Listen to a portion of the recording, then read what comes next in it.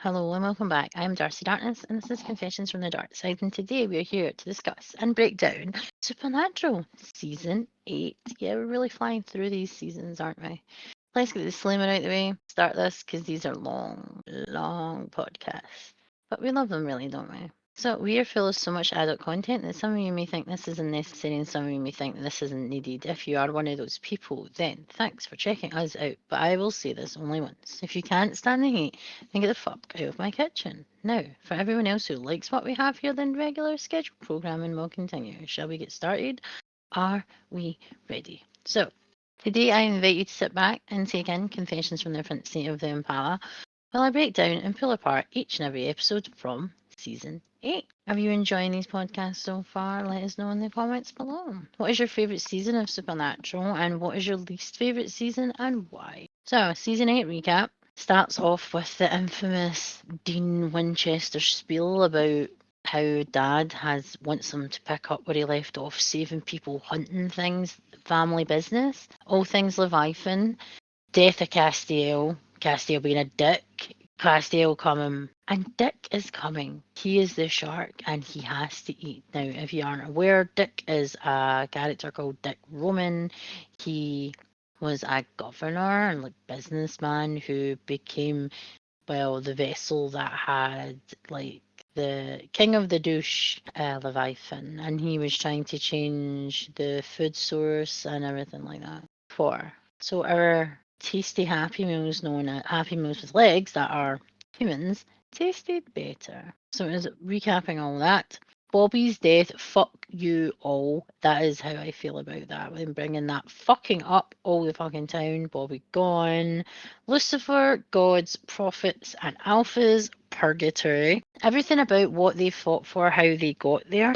Totally double crossing them. What a fucking shocker. He's a demon. Crossroads demon, king of hell, what did you expect? He took Kevin the Prophet, who's Kevin Tran, who we met at the end of the last season, as he can translate the tablet. Dean shouting Cass and saying this is purgatory. And then now, Supernatural Season 8, Episode 1, we need to talk about Kevin. Maine a year later, apparently. So, how long was that in purgatory? If purgatory is anything like hell, where time runs completely different to time on Earth. So, it's tent like a UFO, something moving in the bushes beside a young couple, as it does. Yeah, go out and shout hello into the woods, in the dark. See where that gets you. Where am I? It's Dean. Where's the road? 12 miles that way. 4 days later. It's like a journey to get back to where Dean needs to be, not where he wants to be. Depressing music. He's been to hell and back. He's also been to hell on Earth and lives in hell on Earth and now purgatory. I wonder which is worse. More tortured Dean moods, I bet. A lonely soldier out to war. Yes, that line fits the Winchesters more than anything else. Even though they are together, they're technically alone because they're usually fighting their inner demons, inner battles. Sometimes they're fighting each other because they don't agree. Because they're like an old married couple. A lot of people have said that. A lot of characters have said that to them in the show. This better be you, you son of a bitch. Dean digging, and there's bones, and his forearm is glowing up red. Cuts himself, bleeds out, and summons something. And then something is moving. It's Benny, a vampire. Now, Benny has been in this character. This guy has played a vampire before on the show, but he wasn't actually Benny. He was another character on a different name when Lenore was alive. Well, she was a really old vampire. If you can remember, she was Tara from Buffy. And now Benny was with Dean in Purgatory. They part ways. He says behave to Benny. Well, he's a vampire. He's a vampire who might not feed and actually is kind of fluffy and cuddly for a vampire. I'd say that about all vampires. But that is just me. They have become friends in Purgatory, of course. You've got to keep your friends close and your enemies closer, I suppose. We made it, brother. I can't believe it. Benny to Dean. And Dean can't believe it either. You just think he's back on Earth and he's friends with a vampire, basically. No one would see that happening. Sam has a new life. He has a dog and a lady. Yes, an actual lady, not an actual demon masquerading in a girl's meat suit. An actual lady that he has had a relationship with and had something that he's never ever had before, apart from with Jess. He has the Impala. Not bad for a nomad. He manages to settle down so quickly. I think it's because he's always wanted that kind of life. He always wanted to be someone's belong to someone, belong to a family, have the white picket fence, and he wanted to belong and be part of something bigger, much bigger than what he actually had to deal with in life. Sam goes to the one of Bobby's cabins that you've seen them in. So, after Bobby's house got like torched, they went to a cabin. Well, that cabin was actually Rufus's cabin. So Dean is there in the woods, and Dean covers him in holy water. The usual test. I'm not a demon. I'm not Leviathan or a shapeshifter. So you can imagine they do all this borat, holy water, silver. They could be something else. They really need like a universal tool that's for everything. Do you know what I mean? Rather than just the three same things, could be other things. No, Dean. Can I just say hello, Sam to Dean? Then they hug it out, of course. Dean and Sam discussing what happened. After all, you're alive. He was standing right next to an exploding dick, Dean says, and it sends you to purgatory. So when you explode dick, you go to purgatory in his eyes. Was Cass there? Cass didn't make it. Something happened to him down there and just let it go. That was Dean. So Cass is dead. You saw him die. That was Sam to Dean. I saw enough. Sam has been given some tough love as he walked away from the family business, because he walked away and he didn't even look for him. Boohoo, Sam.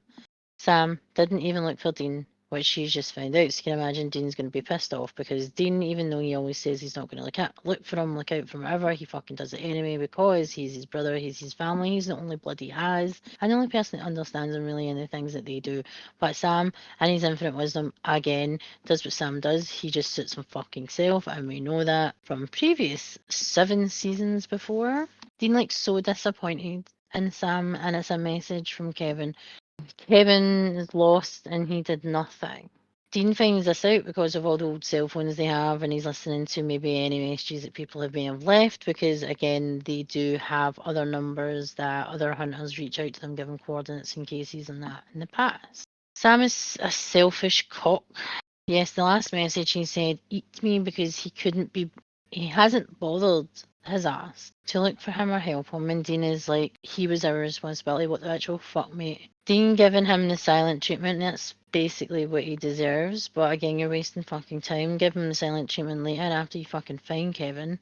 It seemed he was in a bus station in Michigan. They find it out because Sam is listening to the track, the message track, and he can hear like noises and outdoor noises. Basically, he's trying to like when obviously you're editing, you kind of take away voice, or you take away audio, or you take away the background noise so you can hear something. But sometimes you're taking the voice away to hear the background, so you can actually kind of pinpoint where they are. It gives you like a sort of rough idea where they may have been or where they may have went. So Dean is doing his job. He's literally just back and he is working it.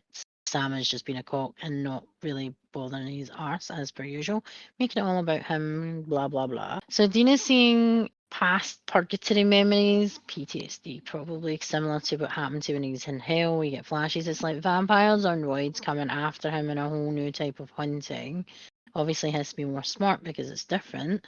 Have to adapt to like down there, because purgatory is where Leviathan came. Leviathan were put there by God himself when they didn't play nice or play ball, because they couldn't play well with others, so they destroyed everything. So God put them in purgatory, so therefore when demons die and monsters die, they go to purgatory. So it wasn't going to be a pretty sight at all. I think it's probably more likely to be worse than hell, because even though he did a lot of torture and he was tortured in hell, in purgatory it's like a non-stop hunt. There's everything coming at you all the time, so there's like no break whatsoever. So he must be incredibly exhausted. So I'm not surprised that he's seeing past memories and past things, trying to tie up some strings basically of things that happened in purgatory. So who knows how long he spent down there, because again, hell was 4 times as fast when you went there. So what would purgatory be? The badness created by God. When they weren't fit for purpose no more, they just get sent to purgatory. No wonder Crowley wanted it. Location, location, location, as he said in season 6. Sam said he did just say to himself, not my problem. And the world didn't end. Dean said people still die. Dean guesses that there was a woman that was the reason for Sam, that he found a woman and he's in a dog. Sam said he had something that he never had with a woman, and her name was Amelia. No dogs in the car. Don't take a joint from a guy named Don. Simple rules of Dean and the Impala. Bloody, 31 flavors of crazy. There was something about being there. Benny's talking to Dean after saving him and said there's a way out, and Dean says, Bull, prove it. You want me to guide you out of purgatory by the goddess of your own heart. Benny needs a soul train, which would technically be Dean because he's actually human, even though Benny was technically human because he was human before he was a vampire. He's still technically not a pure soul, could be a soul train to leave. So when Dean has that thing in his arm where it was glowing up and the bones were Benny as we know, but he had Benny's soul in his arm. He went into him, which sounds incredibly hot amongst most things. But his soul basically is in Dean, and Dean cuts open his arm, the soul, etc. Goes to the bones, he chants, Benny comes back type of thing. Because he usually would hunt someone like Benny, and now he's friends with him, and now he feels somewhat responsible for him because he had a way of getting out, and to get both of them out, he needed a human, and they needed each other, unfortunately. But they had a bond, which was weird because he really seems to work better, Dean, with someone with them, like kind of guiding them. But in this case, they were just literally fighting for survival so they could actually get out of purgatory. But when they came out of purgatory, what the fuck was going to happen? They had this bond. He's a hunter, he's a monster, he's a vampire. What the fuck? They go back to where they think Kevin may be, where his high school girlfriend is at, which is at university. I think she's at Stanford. Is she at Stanford? Or not sure. I can't remember. So they go back to where they think Kevin may be. They go back to where he had a high school girlfriend and she's at university. Or who she claims to be for that. His high school girlfriend is shallow. She takes out her roommate to make a call in the only hallway of demons, which is killing them, taking their blood, and again talking to a cup full of demon blood. Or a cup full of human blood. As I said before, demons are all around us. Letting the King of Hell know that Dean Winchester is back, the only man to return from hell in purgatory. So he's like even tastier to Crowley. His raw sexual magnetism, you can fucking tell that he's got the hots for Dean in ways that only the King of Hell would understand. Sam got a flash of Amelia and the dog and how they met and how he saved the dog's life. He actually ran him over by accident and Amelia was the vet. It's a burger, it's a treasure. Lol. Sam and Dean enjoying food. Sam has found Kevin and he's in a church of all things, laying low. Dean picking the lock and Kevin shoots borax at them. Cliff notes, I went to Burkittery, Sam got a dog. God taught him to trap demons when he was reading the angel tablet. Crowley took Kevin to a warehouse. Haircut, manicure, and a pedicure, like a new penny. That's what Crowley says about Kevin. Kevin asks if he's going to be tortured, and he says no. He wanted Kevin to translate another tablet, but it's a demon tablet this time. Yes, angel tablet, demon tablet. Who the fuck knew? What each of them has, what each of them will do. How many words of God is there really? The tablet is about everything demon this time. No wonder Crowley wanted Kevin if he had this in his possession. Kevin used the spell to destroy demons and took out Crowley's men, closing the gates of hell forever, locked them away forever apparently. It seems to be too good to be true. Saying, yeah, that could be important. Sam really wants to know where the tablet is, and Kevin isn't telling him, which again is good. At least he's not as gullible as fucking Sam has been through 7 seasons of Supernatural and trusting the wrong people. Good job, Kevin. Sam trying to have a heart to heart with Kevin, and Kevin says, I'm not gay, right? What the fuck? So it sounded very not heartfelt, but more romantic to Kevin. So he was just letting him know that he's a straight male. There is a flashback to Sam with the dog and the vet, then demons, then Crowley, and Kevin wants to give himself up for his high school girlfriend, who has been a demon for a while apparently. Yeah, shock horror. Kevin manages to delay the demons. Benny calls being creepy and Dean asks if they don't speak for a while because he's out. He don't need him and he doesn't want a vampire buddy. It's Episode 2, Season 8. Recap Purgatory, Dean, Benny, Cass, Kevin and how he became everything to be everything to now. Tablet talk. How to destroy all demons. Too good to be true, right? So we have an old creepy guy wanting to get in a safe deposit box in a bank. Number 1, and she's really surprised because no one's came to actually open this box, and I think she's actually worked there, so she's obviously been there for a long time. He opens the box, and within the box is some sort of artifact or bone. It's an extremely valuable one, apparently. He wants to make a withdrawal, and then blood spatter, new title screen, which is symbols kind of dropping off the scene of the word supernatural. It's kind of a dark background with a kind of red, orangey, umber type feel to it, like a reddish aura with symbols. And the symbols, I can only imagine, are representing the fact that this is going to be all about the tablet, because it had hieroglyphics on it. Boy's eating and Kevin wants Dean to drive back to Kevin's mom's house, and Dean is trying to reassure him that Crowley needs his mom to be alive, and he is saying the minute he goes back, they'll pounce on him and his mother, and it's a bad idea to go back, which is, again, he's protecting her by not going back. Demons everywhere around Kevin's family home, so Dean takes out a few, then he throws holy water on him, and his mother's friend is possessed, and Sam exorcises it out. Kevin's mom is coming with them. They both find out they have to get a tattoo. The boys have them, and Kevin isn't liking the ink time. He's crying about it, and his mom is so funny, not making one bit of noise and telling him to basically man the fuck up. They go collect the tablet. The tablet is gone. The ex-employee who broke into the lockers is in jail waiting to be arraigned, and the boys pretend to be agents again so they can find out what happened to the tablet and where it is now. It's a flashback to Purgatory for Dean hunting a werewolf type of creature, and it's telling him where to find his angel to Dean as he's questioning the guy sitting in jail. Benny and Dean torturing together other creatures and monsters so that they can leave Purgatory, because obviously there's different things they have to do to actually make this a success. The tablet was took to a pawn shop, of course. Kevin and his mum managed to get an address on the whereabouts of the tablet, and a man in a jaunty suit said to Dean he wasn't here for him, and he is the right hand of a god, and he's having an auction, so I bet he knew Kevin would show up and that the auction would be the prophet who can read it. So it's a trick. Dean and Sam, they're even there, and they can't even realise that this guy with a jaunty suit is having an auction with like weird ass artifacts that again are for like the underworld, demonic, heavenly, who the fuck knows. It's anything and everything, and they auction everything, and you find out they don't auction for money, it's for other things, obviously. And what the actual god himself wants isn't money, it's usually something he likes to be swayed, I think, with precious. He's like Gollum, he's like Smeagol, to be honest.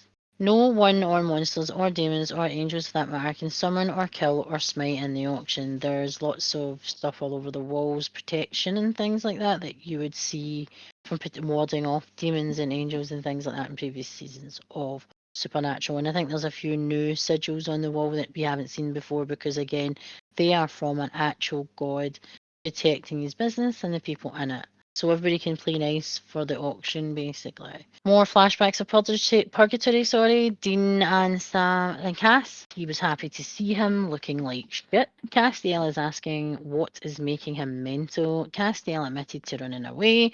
Dean is saying he prayed to him, and he knew that, because obviously he can hear it the minute he says his name. He can hear you praying to him. Castiel has a price in his head, and he wants to keep away from Dean to keep him safe from the Leviathan, because as you know, that Castiel became the crazy dictator in a trench coat. He thought he was the new god. He had Leviathan inside him. The Leviathan, again, got as much information out of him as he could, and that pretty much was a big hindrance for the boys when they were trying to take down Dick and the Leviathan last season. Dean says, we are getting out of here, we can go home. Dean says he needs him.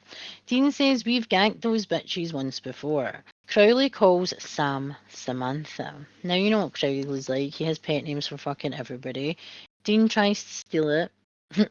Creepy guy with the ancient bone is there bargaining for things. Word of God, Crowley said 3 billion. They are bidding on with random shit like Vatican City for the tablet, etc. They are now using Kevin, and he is the only translator, because as we found out, there is other translators that can do other things, but usually a prophet has to die or be incapacitated to the point where they can't actually speak, I think it is, and then the prophet is activated, and that's what happened with Kevin Tran last season, as we've seen. Kevin's mum offers her everything, including her soul, to save her son, as would any parent. The god says her soul is the most valuable, as it's worth so much, because again, she's most likely a pure human who hasn't done anything bad. So he wants that pure soul for himself. That's worth more than 3 billion apparently.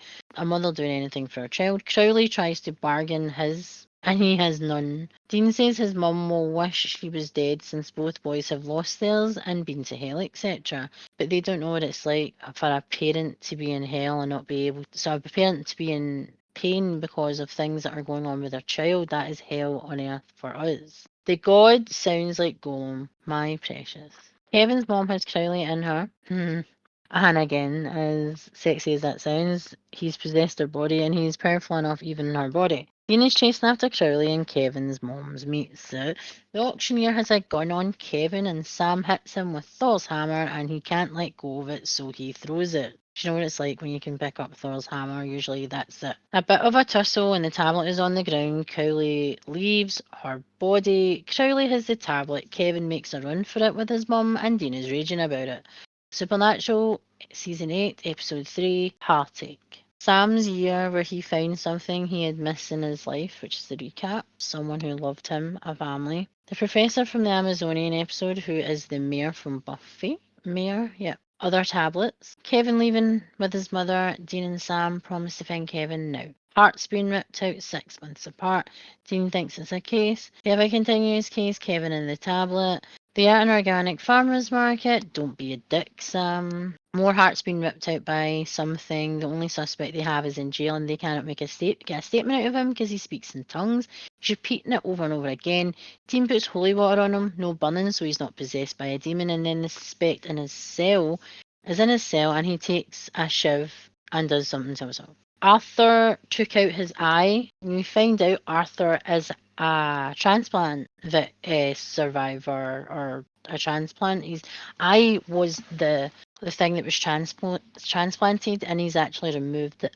The language app from the audio file that Sam recorded when he was interviewing Arthur earlier found no matching languages, so Sam decided to send the audio file to a Greek professor, the mayor from Buffy, as I said, and it seems to be an ancient language. The last victim was running, and a gentleman was running alongside him, and he had a health scare, and he had a transplant also. Frankenstein's monster had to start showing somewhere, right? So a woman in a wet look dress comes out of a club, looking hot as fuck, by the way, and a guy is speaking to her about her act and saying how much he loved her act.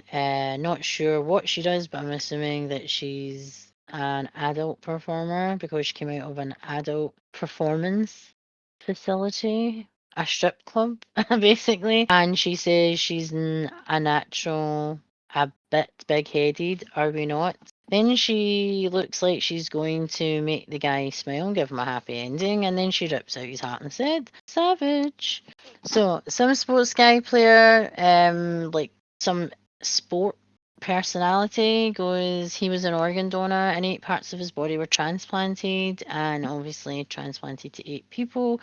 The victims have had organs from this guy, basically, so that's never a good sign.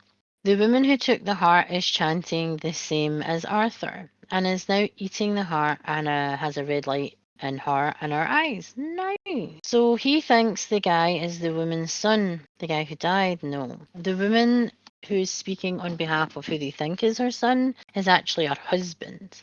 Yes, he doesn't age and she does. So she's human, he's not. So we find out that he actually is very, very ancient. He changes every 10 years. He'll like do sports. He was an actual athlete back then, and he changes his identity, and they have to move a lot. Obviously, every 10 years he becomes like he becomes a success, and then every 10 years he's got to move because again he doesn't age, and you would notice. He is an ancient Mayan. His name is Brick. House. Sorry. That was just me. So he's an ancient man god. Dean and Sam break into the house and they notice lots of stuff isn't as it seems. And now he didn't age, yet he loved her. Betsy, he wrote loads of letters to Betsy, and that was his wife.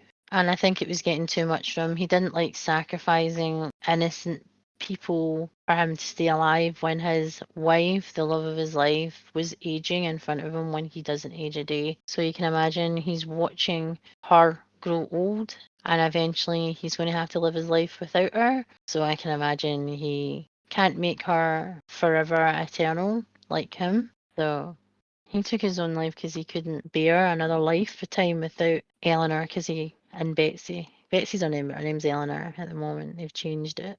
So the people who are doing the attacking of the other people are actually, they're very protective. The people that have had, well, his organs have been transplanted, his organs have a very close connection to him, to the point where they're actually doing the biddings of the killings themselves. Like the stripper taking the guy's heart out, that's a sacrifice. They need to do 2 a year, but she likes doing it. It seems she's very, very powerful. Got the win back in business. They take her out, by the way, very, very well, may I add. And it's the boys back. A flashback to Amelia as they leave, and she's surprising Sam on his birthday with a birthday cake, and he's really surprised because he's never really had such kindness, I think, from other people. And you can see that he just misses the fact that he didn't have that kind of mothering nurture growing up. Even though Dean only had it for like 6 years, still is a wee bit different to Sam because he had just his father, not his mother at the start of his life. Supernatural, Season 8, Episode 4, Bitten Werewolf. It's a werewolf filler. Episode starts before the recap. Blood everywhere and the boys walking, guns in hand as they do. So no recap for this episode for some reason. I'm not sure, it's just the way the episode starts. So two guys are filmmakers. They're filming is kind of like the behind the camera type stuff that you would get from like Paranormal Activity, Blair Witch type thing. So two roommates are basically at college and they're filming a bunch of people in a restaurant. They come across a pretty girl, pretty blonde girl. She's actually a pretty smart blonde girl. Pretty girl. She lights her camera and she's like messing about with it and like knowing that their settings are all wrong and things like that. So she fixes it. She asks how like camera's handling and stuff. You can see her being maybe a bit flirtatious with the more of the handsome friend than the other. The smart friend seems to be the one who likes her, but the pretty boy likes her but has more of a chance with her, which I absolutely hate saying, but that's the way the episode goes. The pretty boy ends up getting attacked by the professor, it seems, and the professor is a lycanthrope, which is a werewolf. He usually survives on eating animals, not or small creatures or whatever. He doesn't actually tend to eat human hearts, but he attacks the boy and his friend who was with him at the start wants to film his transition for a horror movie from like a perspective of like, cam footage type thing, which is still a bit intrusive, to be honest. They end up turning everyone basically, and he ends up turning. The girlfriend gets turned.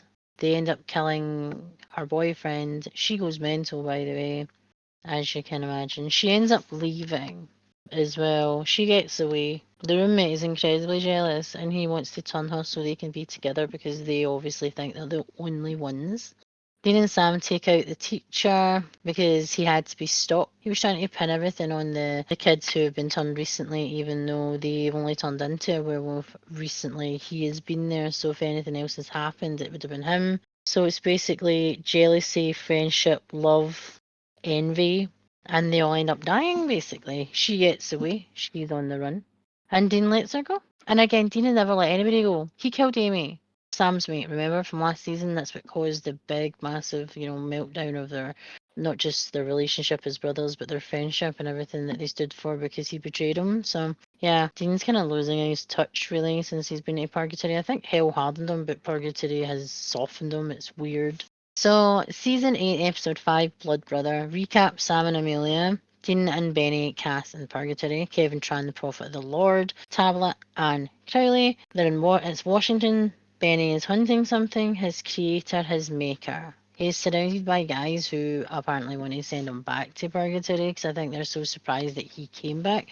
I think people are more surprised about you coming back from Purgatory than they are from Hell because Dean's done both. Dean's like exceptional. Of course, he was never supposed to stay there, as we find out. And as we have to find out every season, every time he gets sent somewhere, he always comes back with his tail between his legs and ready to fucking fight for the people. Benny calls Dean obviously for help. He's in a bad way. Sam and Dean lost Kevin again. Why are we not surprised? Benny wants a favour. We gotta go. Dean to Sam. Did you have a stroke? Sam to Dean. He needs a day off the job, apparently. He owes Benny his life for having his back in purgatory. See that bond? Dean is having flashback for his lady, Amelia. One line checking up on her. And a noise from the fan, and he gets another flashback. Dean is at the dock. He has a cooler with him, some blue obviously, and he calls to Benny. He finds him in a bad way. You aren't looking good, Dean. You aren't looking good, Dean to Benny. Benny to Dean, up yours. He fed and got rest, and now he's all shiny and new. Thank you, brother. Benny to Dean. Benny doesn't want Dean to help, but Dean keeps asking. Flashbacks to Percy and how they needed each other. Now Benny realizes he's ashamed for helping a demon and vampire. Well, Dean is anyway. Take away fangs and the fun. I was once human too, Benny to Dean. Fangs and fun. Isn't that delicious? Benny is hunting his maker, the man who made him. Apparently, well, as you find out here, Benny and those guys that were at the start that wanted to take him out and his maker, they're technically vampire pirates. They would hunt down boats and yachts of rich people, ransack the place, feed and dump their bodies. So vampire, as Dean is calling them. We see a flashback again and Sam is a handyman or posing as a handyman in the motel he's in. Benny is feeding in front of Dean and he's weirded out by it. He asks him why you no do that, man? I don't want to see you fucking slipping down some juice there. Is it only the Alpha who knew about Dean? Can no other vampire tell he was once one of them? This is where it flips and flops. Because again, the Alpha said he can always remember his children, but that means technically a sire, which is a creator, a maker, would also know, would they not? Benny was talking about how he fell in love. He fell in love with someone called Andrea. She was human. And this is what I mean by Benny. Benny is not like anyone else. He can tell that he misses his human side in his human life and what he left behind. He's kind of where he's from, because he's from the south, very family orientated, even though he's a vampire. Don't think that would change. Being a vampire, things do change, things are heightened, and you have to adapt to your new life. But if you were like the good guy when you were human, I can imagine that when you spent all those decades or centuries even feeding to stay alive, that the hunting becomes boring and you realize how precious life actually is because you were once human and then you were a vampire. So he was hoping that he's going to avenge the death of Andrea because Andrea died, or so he thought. They lured him out to a trap where they beheaded him and he went in purgatory, and he actually thought that Andrea had died because that's what he showed him. But Andrea is not dead. She's very much alive. His maker is actually, he looks like a teenager, maybe late teens, early 20s. So just think he's much, much older than Benny, and he's basically been a child. He's a very baby face looking maker. And he listens to Andrea, but they wanted the master gone. They wanted to run things for themselves. He didn't want to do it his way anymore, and his way wasn't working anymore. And they wanted to do things for themselves. So it's Andrea that's actually running the show. And he's so blinded by Andrea being alive today that he doesn't see the clear cut red flag signs that she's running the show and she is basically trying to take over the business and take over the life and the family and run it for herself. So she plays on Benny's love, adoration, respect, and the fact that he missed her because he fell in love with a human who accepted him for who he was, a vampire, and she loved him and she didn't care. She runs a high manipulation game basically. Now she knows Benny's soft points. She knows things to push and when not to push basically. And she gives Benny a knife to take the old man out himself, and that's like aesthetically it's such a cliche because he's not an old man, he just looks like a young adult. My wayward son, the master, is a wee boy, like I said. He's a wee bit of a dick. Wee bit cocky and he's a wee bit of a snake. Sam steals a bright yellow car, by the way. They're supposed to be flying under the radar, yet he picks a yellow car. Benny is a savage. Why do I like that side of him? I don't know. I think it's because he's like really cuddly, really nice, and he's really family orientated. But when it comes down to the people that he loves and he cares about, he doesn't give a fuck if he dies. Because if he dies protecting them and they get to stay alive, then that's all he cares about. And I think that's the thing that I like the most about Benny, that he is a proper warrior. He's there to fight for good. Even though he's on the wrong side, he still wants to make amends for the things that he has done as a vampire. He knows it will never make it better, but he's doing his part. Why you do it, Dean? Awake his bones and bring him back. Because Dean is a man of his word, Benny. That's why he brought you back. He promised he would do it. He did it. He's not going to double cross you, unlike Sam, who would most likely double cross anyone, including his own brother and his own family, which he has done in the past.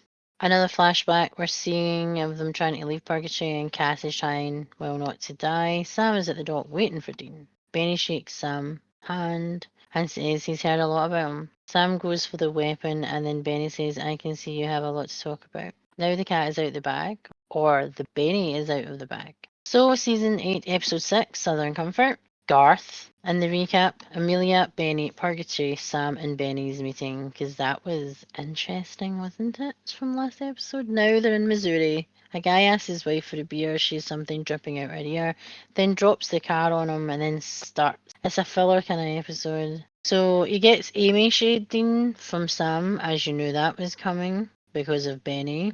Sam doesn't understand why Benny's still breathing because Amy didn't get that choice. Amy was actually trying to save her son. She wasn't actually doing it out of badness. Sam, how many gullible times have you failed for a vagina that lies? All for the greater good. Which it never is, by the way. Just you leave Dean alone. Texas Ranger Garth dressed in fringe and a cowboy hat. Dean and Sam say, all right, Chuck Norris, and they both forgot that Garth is a hugger. Are you the new Bobby? Sam says, shut your mouth. That was Dean to Sam when he was talking about Garth. After he delegates about killing a demon over the phone, did Garth just order us about? No sulfur. Garth is Rain Man bobbing. Ectoplasm green, and Garth tastes it. Dean's face of disgust is a picture. Dean isn't happy with the shift in power, it seems. The wife has carved a woman's name into her dead husband's chest. You find out it's a woman that he dated in high school. One date, the prom or something like that. The wife can't remember, she can only remember a little, but she can only remember seams and a lot of anger. And she could smell burnt rubber. That's it. Garth says Alcock, and she says is a girl from the high school days. Garth explaining about what Missouri is and how they have been with the flags, etc. that you see in that area, and they are like, why is he smart? And he admits he was trained to be a dentist, so he knows about like dental, Garth, but he was actually saying that he did other things in college when he actually was studying, because he had to kill a tooth fairy. That's how he became a hunter. Sussex and blood on the fridge. Scott has red hot rage, apparently. This is another person who takes someone else out. Scott's face is glowing in the CCTV. What the actual fuck? They're all working together as a team. Sam's flashbacks with Amelia again. Boring. We get it. You had a girlfriend and a life. Boo-hoo. So did Dean. But Dean didn't stop looking for you. What can I say? What can I say? What brother do you want in your fucking team? Loyalty or Sam the gullible prick who literally only thinks about himself, this selfish douche? Dean is like as if he tries to steal his beer. He says, the last time you had a beer, I had to pick you off the floor. That's Garth because he cannot handle his booze. It was really funny to watch. Garth calls Dean an idiot, and he says, instead of butchering it, he says it angry, like him, idiot. So Garth says Bobby belonged to all of his Dean, saying that Dean can control how everybody feels, how they express themselves about Bobby, because Bobby meant a lot to many people. So Dean thinks that no one else should be mourning him apart from him and Sam. So Garth tells him to shut the fuck up, basically. Sussex is a business that's gone belly up. It's Spectre, an avenging ghost, and it acts on, well, rage. Garth full of facts about unknown soldiers, and Dean says, where did you learn this? At college. Garth says no. War reenactments every year. Hey, don't hate.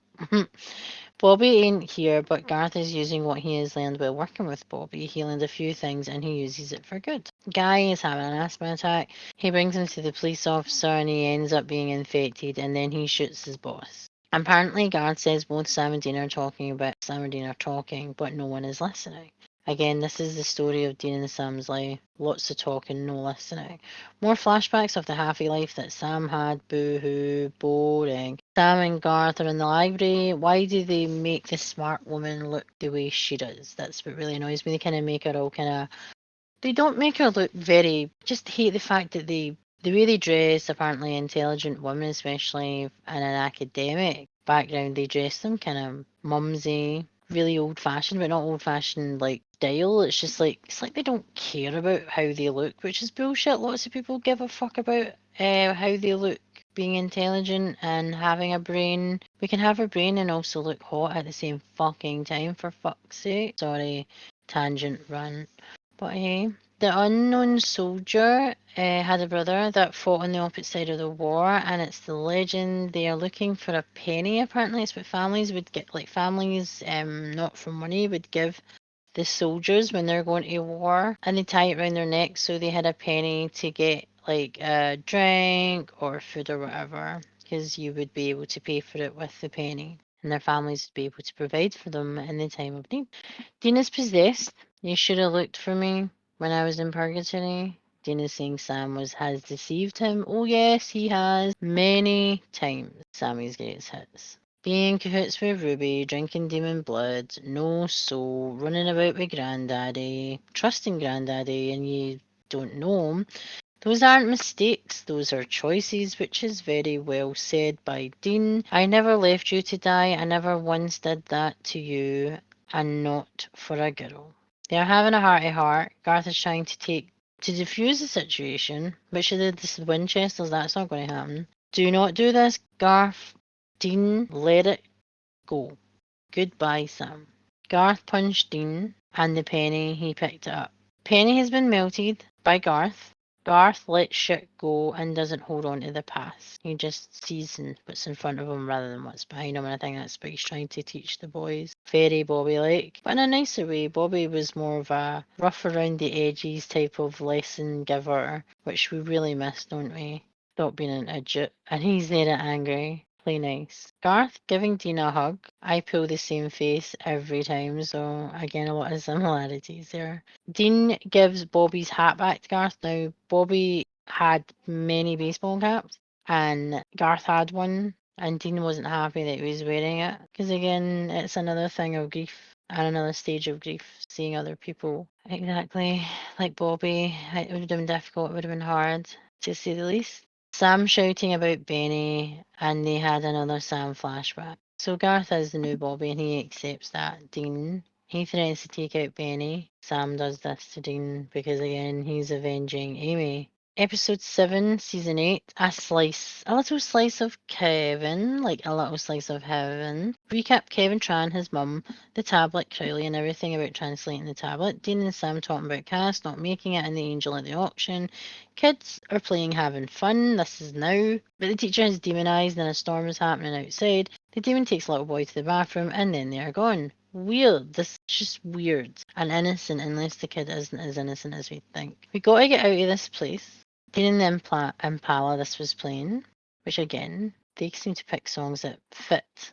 He drives past and sees a man in a dirty raincoat, and he reverses back and he's gone. Dirty raincoat. The flasher coat is Cass, but he's gone, so he's not sure if it's a memory or if he actually is maybe trying to be contacted maybe by Cass, because we don't know how his powers work in Purgatory, if they do at all. He drives back to the cabin and discusses what has happened. Son says he looks like he has seen a ghost. Was this a sign? There's a lot of crazy phenomena all over the country. Crowley has been torturing the angel from the auction, trying to get information. This hurts you more than me. I can do this forever. Crowley to the angel. He wants names of other prophets to translate the tablet, but they haven't been born yet.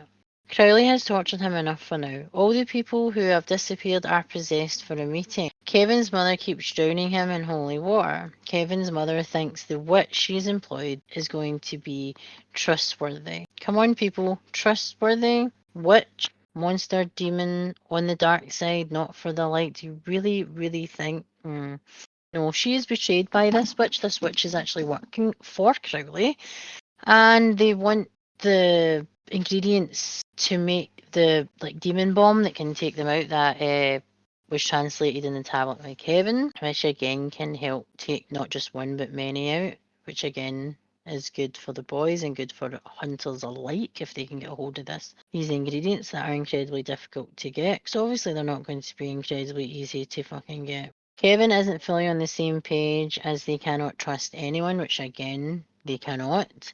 So I even think they trust Dean and Sam, to be honest, because of everything that's happened, being ignored and been lost and been forgotten about. The teacher who took the boy, well, can remember Sulphur. She woke up after the mini short tornado and the boy was gone, but she woke up in a park a few blocks away with no memory of what she did or how she got there. The weather is strange and Dean saw something. He saw Cass. Is this the guilt of leaving him, or is he trying to be contacted with a link, for example? So all the prophets are together reading the tablet. The witch is a bitch, which we knew. Cass is found and he is all homeless, Jeebus looking man. Dean talks about how the portal almost killed him coming through. The portal from Purgatory to Earth. Cass doesn't understand why he is back and how he got back, and he was hiding from the Leviathan, then he appeared in Illinois. Of all places. Cass, I'm dirty. Really, Cass? How dirty are you? Dean has that look of something is happening. This is never a good face when he pulls this. Flashback to Purgatory again and how Dean gets out. Cuts his arm in Benny's and he says a few things and Benny ends up in his arm like the essence, which we see him at the start of the episode of the season 8 where he goes to Benny's bones and he brings him back. Dean remembers everything from Purgatory and he doesn't believe Cass got out alone because no one can, even an angel. He has been washed and shaved and says better as he is back to the monotone Bible salesman. The witch drives a hard bargain. She only brought enough for one demon bomb again because she was trying to waste time because who walks out but Crowley. Delta, the witch is called, and she has been working for Crowley and has been working for Crowley all this time. And she's one of his special rats, I would say, who literally rats on everyone. Snaps his fingers, gone. Kevin's mum offers herself instead of Kevin. She's a waste, but Kevin is gone. So is Crowley, and his mum has a super soaker filled with holy water and gets Crowley's henchman with it. She is, if not further, his mum. Castiel knows the names of all the prophets, which she had said before. That's why he could tell that someone wasn't a prophet when they said they were.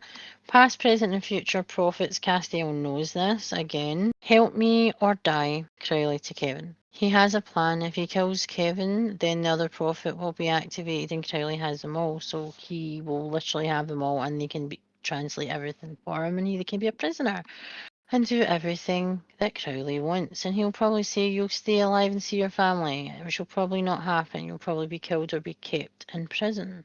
Castiel flashback to Purgatory fighting with Dean, beheading demons, and the portal closing. It seems that they had a welcome party to prevent Dean from leaving. Dean screaming, hold on to Cass because he's holding on to his arm, but he's not able to save him and bring him with him. Which again, Castiel knew, I think, that only Dean could actually cross because he was the only human. Crowley killed one of the future prophets because he doesn't give a fuck because he has many. Dean wants to speak to Castiel about how he got out, but again, Castiel can't even tell you because he can't fucking remember, I don't think, because his mind has been fucked with. So Castiel finds out Dean is feeling all sorts of guilt over him not being able to bring Castiel out with him when he left Purgatory. Sam and Dean are disappointed in how Kevin's mum has been dealing with things and she's technically brought this fight to them with her being gullible and inexperienced. That's the way you've got to fucking learn, I suppose. Kevin has a message from Metatron and Crowley has asked him to translate it. It's, I have left my post and I'm relieving myself of my duties as the sky. Relieving, haha.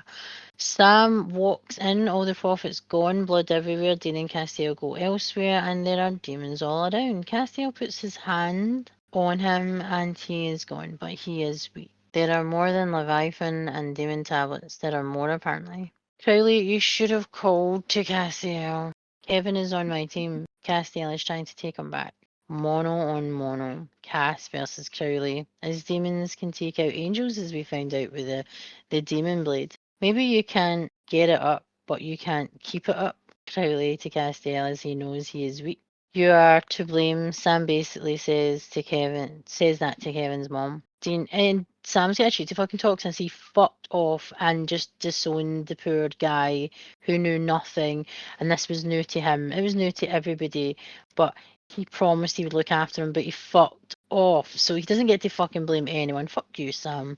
Dean is giving Castiel a heart to heart, bromance times. It's all about not whose fault this is. Castiel. Cass says you think you know you remember it the way you wanted to, like choosing what you wanted to remember, which is very true. Again, people in times of fight or flight or like that too, in fear. Castiel made a choice. He pulled away. Nothing you could have done would have saved me. Castiel makes him see what actually happened and not how his brain has played it to him. Castiel's says lyric tells him to let go and tells him to go and leave. Because what was the point in doing all that for him not to actually get out of this unscathed? He needs to perform penance for what he did on Earth and Heaven. He planned to stay all along. You can't save everyone, my friend. You can try. Castiel to Dean. Garth is going to help Kevin, apparently. Castiel has been taken and Naomi has saved him and took him from purgatory. She wants to know about Sam and Dean. He is in heaven, but she wants him to be the mole, and he won't remember being taken or going there. Sneaky bitch, Amanda Tapping. Again, Amanda Tapping. I still haven't forgiven you after the way Sanctuary was good and then you made it shit and everything else. Who the fuck were you blowing? So Amanda Tapping is Naomi, who's another angel, and she is again another story. But we'll get into and you'll find out more and more about her and her weirdness. Who's are good? So I'm talking to Dean about Castiel and Dean's relationship. Are they good, really? So, Supernatural Season 8, Episode 8. Hunteri Heroici? It's just filler. Recap. Purgatory, Castiel and Naomi, Sam and Amelia, boo-hoo. A woman is speaking to a man named Gary, and she can hear his heart beating and thumping. Then we actually see his heart beating out of his chest and exploding. Right, this is filler, but it also has an old hunter or an old person that actually knew John Winchester. He's an old guy now who had an incredible brain. He could literally make you see what he's seen in his head if he wanted to. Kind of similar to like the X-Files episode with the cerulean blue guy who could like totally make you see things. He wanted you to, basically. He had the power. This guy's actually in a facility for old people. I'm not sure if it's similar to like a hospital, but like a nursing home type thing. So the boys are drinking beer and speaking to Mrs. Chan and then hangs up. Garth has a safe house, so it's like a boat, and it obviously they can leave and things like that, and they've crazily put sigils everywhere to block anything from coming in, which we need to do to protect everybody. So Castiel, he asked about Angel Radio and he is blocked out apparently. I think it's weird how they've explained in the past that you can't block it out because you can hear it all the time. But Castiel has blocked out, and so has other angels and archangels have blocked out Angel Radio. They seem to tune in whenever the fuck they want to be nosy and find out what the fuck's going on.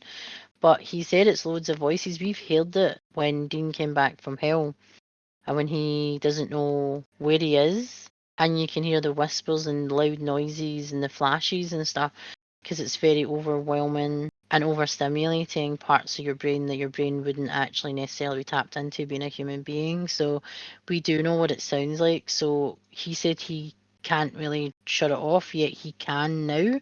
So what's the fucking difference? That's the thing. It takes a whole lot of power to actually block that out, that frequency anyway, because it's really loud and annoying. Why did you flick the switch, Dean to Castiel? Then rips the piss out of him. Castiel still wants to help, and with that he's going to become a hunter, apparently. I could be your third wheel. Dean turns around and says, you know a third wheel isn't a good thing. Can I ride in the front seat? Both say no. Stop smelling the dead guy. That's Dean to Castiel. In the morgue. Guy is married, having an affair. The victim. We find out the guy isn't the guy with the heart being out his chest actually wasn't cheating, that him and his wife had an agreement where he was allowed to see this one woman and she saw someone else, so he wasn't actually cheating. As flashback, Sam and Amelia again meeting her dad. Fucking hell, man. They just want to show you him having a normal life, yet he couldn't fucking look for his brother when. Never mind, tangent. Castiel is trying to be well the bad cop, and he is terrible at being bad cop. He's just really obnoxious and arrogant, and that's not really how to be a bad cop. He's not even good at good cop, to be honest. He's fucked. He's better off just staying quiet. They weren't having an affair, like I said. The victims are being killed in cartoonish ways. Guy looks like he's going to commit S, but then he stands there off the ledge of the building. He's not even on the building, he's just standing there. And then, like, maybe 20 seconds later, he falls. Again, it's similar to a cartoon. So the old guy in the nursing home that knows John Winchester or knew their father is in the nursing home and he is watching cartoons. It's the only way I think he can actually get through life, the things he sees and the things that he is capable of doing, that cartoons is something that he used to do when he was a child, when obviously things were overwhelming, that he went to a place that he felt safe, which was in a cartoon world, but he manages to project his brain, what he's thinking, what he's watching, to everybody else. Which again, I don't understand why it's happening again. Happening is to such an extent why it's amplified. We find out that the doctor in the place is actually using the poor guy's gift to steal things from the families of the people in the facility, because apparently they don't deserve their inheritance, because they only show up to put them in the home and then they show up when they die to get their belongings and their inheritance. So the doctor feels that he does more for the patients in their life in the facility, so he feels that he should get everything. So that's why there's robberies and things going wrong, etc. Sam and Castiel are in Fred's mind in the cartoon, and he knows that Sam is John's son. Why are you here, Sam? The man doesn't know how long he's been in this world for, and you find out he's actually a psychic. Talks about losing his mind, meaning the older he was getting, his mind wasn't the same, and it's where he prefers to be. Cartoons make him feel safe. That is why he stays there. It's familiar. It's not a very good episode because it's filler, but again, it's talking about how their father worked with other psychics, because he has done in the past, as we know. Dean says now that's all, folks, in a typical cartoonish fashion. No one gets sharper with age. Maybe in the future, you never know. Someone is going to get hurt again. You gotta make it stop. Castiel says there is a way, but it's painful, and they ain't sure how much of the real Fred will be left. His gift can be dangerous in the wrong hands, as we saw. Fred is happy and Castiel helped with the investigation. Naomi has taken Castiel again, and she said he is doing penance, but she is controlling him, as did God and the angels have done before. Controlling and manipulate him into doing the things they need him to do, cleaning up messes, hiding things and doing things behind the scenes. Sam in the past of another flashback with Amelia and her dad again. Now he's reminiscing about Dean to Amelia's dad. Amelia's husband wasn't killed, as they thought. He was in the military and they found him and he is alive. Poor Sam. But really, found his forever after, and it was taken from him again. And again, this could be just the universe punishing him for causing the apocalypse multiple times and literally being an absolute asshat through life. Fred is in his head with his cartoons and he is happy, and Castiel decides to sit next to him, enjoying the silence. Season 8, Episode 9, Citizen Fang. The recap.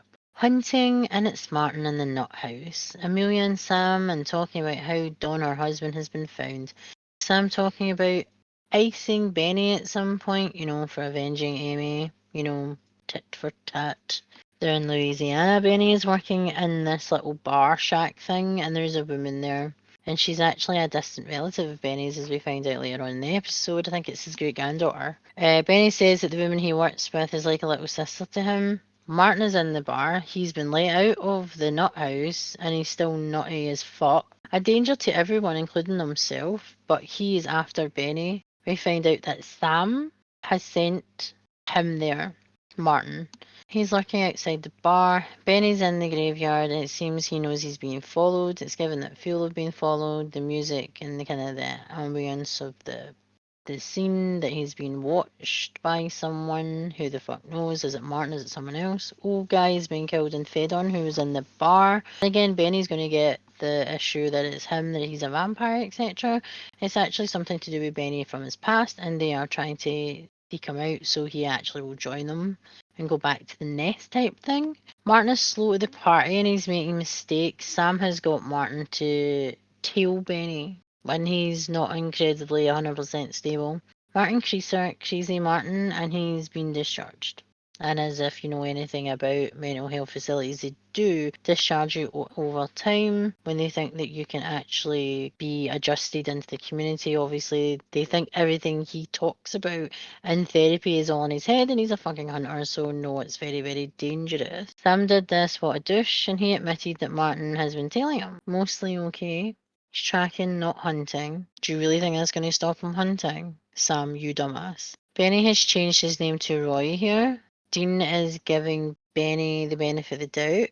Sam has given Dean a couple of hours to check on Benny to see if he is actually doing the killing. Sam flashbacks again. I think this season is all about this, and it's just fucking constant. Showing Sam having a life more than anything else. After Amelia found out her husband didn't die in war, she needs a few days to think about, well, her husband being alive, and she's unsure of the relationship with Sam.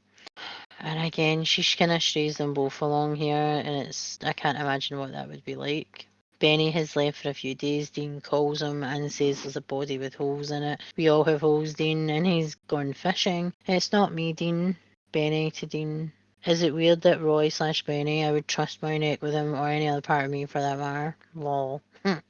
Benny is being stalked by someone from his past, trying to entice him to come back. 2 bodies in 2 days. No amateur is going to have me run out of my town. Benny's home, this is where he's actually from. The woman is called Elizabeth, and he's protecting her. Benny asked if Dean has done what Dean does with women, and he says no. Desmond is the rogue vampire in question. Dean made his choice. Martin knocks out Dean cold. Martin is triggering shit in Sam from the year he had everything. He met Amelia's husband, and Dawn wants to explain things how Amelia loves them both, and it's up to her, and they both need, if they both really truly love her. He'll respect the decision and her choice by giving her time to make it. He was also going in and being, well, I'm her husband, and, well, she's going to pick me type thing to Sam, so Sam being the guy he is, he probably would have stepped away, but it would have hurt anyway. Benny has said he's in with Desmond, and he asked Dean if he's in or out. Martin shouldn't be hunting because he's cuckoo, and we know that. Sam has left Martin, and he's left in the car. He has no idea where he's going. Desmond comes at Dean. He tries to give him dead man's blood, and Desmond cuts him. And then Benroy, as I'm calling him, cuts off his head, and then you see the blood loss for Dean's ample neck. Benroy has to move on again because he can't stay in the same place because of this shit. Guys like us, we don't get a home or a family, which is the truth. Dean tells Benroy to go deep underground because he doesn't want him. He wants to protect him, but he can't really jump when he needs him because there's a bigger picture here. More flashbacks and Sam, right thing, leaving. Amelia is like, we are the right choice, yet she needed a few days to make up her mind. Woman. Amelia saves Sam when he had no one. She gave him a chance, and he feels that Amelia has to give Dawn that same chance. Martin is walking and talking to Dean. He says he is long gone, and Dean says Benroy is also. Martin is in the bar, and he is using Liz's phone. He wants to lure him back, and he uses Lizzie as bait. Of course he does. Because this is a very, well-rounded individual, isn't it? This is where she finds out that Benroy is her great-grandfather. I'm not asking, good boy Benroy. Fuck this prick up. Martin has cut Liz's neck in front of Benny and has said he is her great-grandfather who was lost. Martin says he wants his head on a stick. Benny puts his head down on the counter, says he's sorry, and Lizzie screams no. Sam watches Amelia with Dawn and how happy they are, and how they looks. He looks really sad, and again he's given up on that life again. Dean, I feel alright now, and Dean is singing. Then Elizabeth calls, covered in blood, and says, just come. Dean does some awesome driving and shows up to the bar. Gentleman gives her a piece of a rag for... He's such a gentleman, he gives her a piece of rag for a cut. Martin is dead when he fucking deserved it. Sam is in a bar that's playing sad as fuck country music, isn't me? It's always about heartache and pain, painful to listen to as well. Man, my ears are bleeding. No more. We get it. You're a sad panda. Sam's phone... Okay, not a flashback. That was Dawn and Amelia. Dean swapped out Amelia's number for a burner of his and did this to put Sam out of his way so he can actually deal with the stuff with Benny. Old familiar pain, and Amelia is in the bar. What the actual fuck? So episode 10 of season 8, Torn Frayed. Recap, boys talking about how Dean got out of purgatory, Castiel's exit of purgatory, and Naomi. Sam and Amelia stand too close to exploding dick. Well, you know what happens, you get sent to purgatory. Crowley and Kevin Tran and the demon tablet. Martin is the casualty of his own story, the paranoia of his mental illness, the job, the PTSD of what they see on a regular basis, and Sam thinking he was ready to go back to hunting. What the actual fuck, mate? Seriously, you need your head checked. The angel in Crowley's possession is being tortured over and over again. What other information do they possibly want from him? They don't realise that not even Castiel knows everything. He has mentioned this before, depending on your role in heaven, it depends on what you know and what you do. Self-defence, Dean to Sam. Sam, don't believe. Dean says Sam doesn't trust him. He wanted him to trust Benny, so he trusted Ruby. How many times? And also Meg, yet Dean is a man of his word. Sam, not so much. Castiel stops the baby from crying as the doctors have missed her diagnosis, and the mum is thankful. Naomi gives Castiel an order to rescue the angel that Crowley has captured. Castiel has appeared and spooked Dean. Dean knows who Alfie is, and he's been helping people, apparently. Crowley, I'm listening when Dean finds out. Dean, you saw nothing as he opens the laptop. There is porn. Don't look. Lot puts hand over it. Amelia has shown up. Sam's motel, saying he's peeping like a stalking Tom. Sorry, Sam is a peeping stalking Tom. When angels are being tortured, they let out a scream that applies a ripple of random strange events. So Dean is looking in Alaska as he had a place, not a location exactly of where he actually was. So what they're doing is they actually are, it's not just Crowley it's torturing, he is someone who's an expert in torturing to torture this angel. And the angel has this kind of head apparatus thing where he's twisting it, and I think they use something similar to that in mental health facilities like over 100 years ago. When they were doing testing to see like for different mental health conditions and different ways to overcome them if they could cure the people. So they twist it in such a way that they've actually got into his factory settings.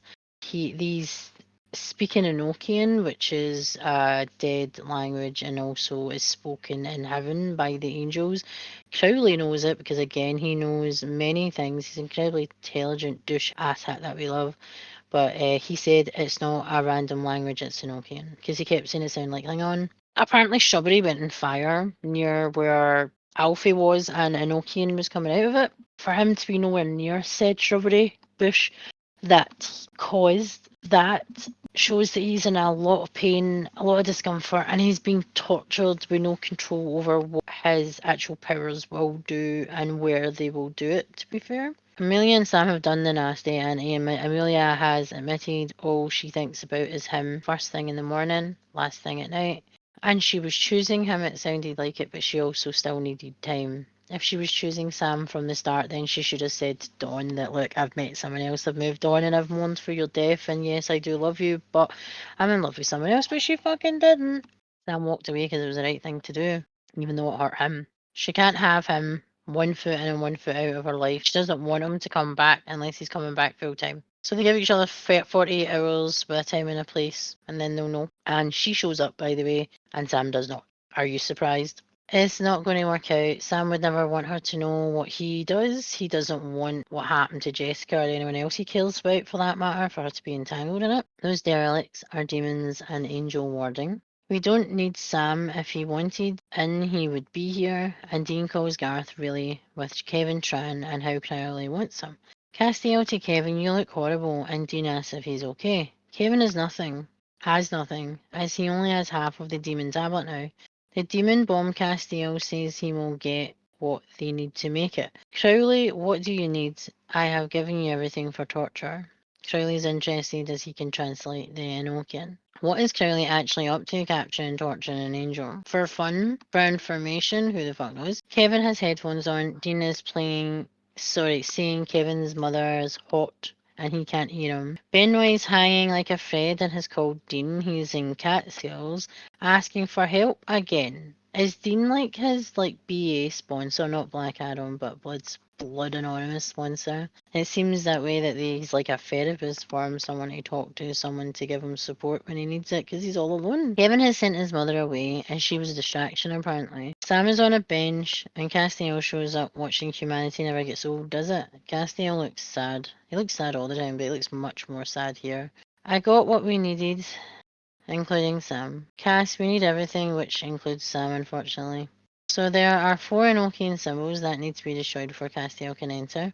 Angel Blade can be wielded by humans to kill demons apparently, so no angel on angel, angel on demon, human on demon, etc. We have found out much more since last season, even the end of season 6, where we first saw this. Again, another mystery, did the angels know this, or was this another item that they removed from knowledge? Because they seem to scrub people's minds quite a lot, so therefore knowledge would be lost to some extent, I would imagine. Alfie is chanting, and now Crowley has found out that the hardwiring has tablet information as the protectors of the Word of God. Demons everywhere. The demon tablet now, so they have the information on not just the heaven tablets, but also the demon tablet too. So you just got to drill down far enough. Who knew? Maybe they did know that even though they wiped that part of the brain, that the other parts of the brain, especially in the human vessel, that it would have been stored somewhere.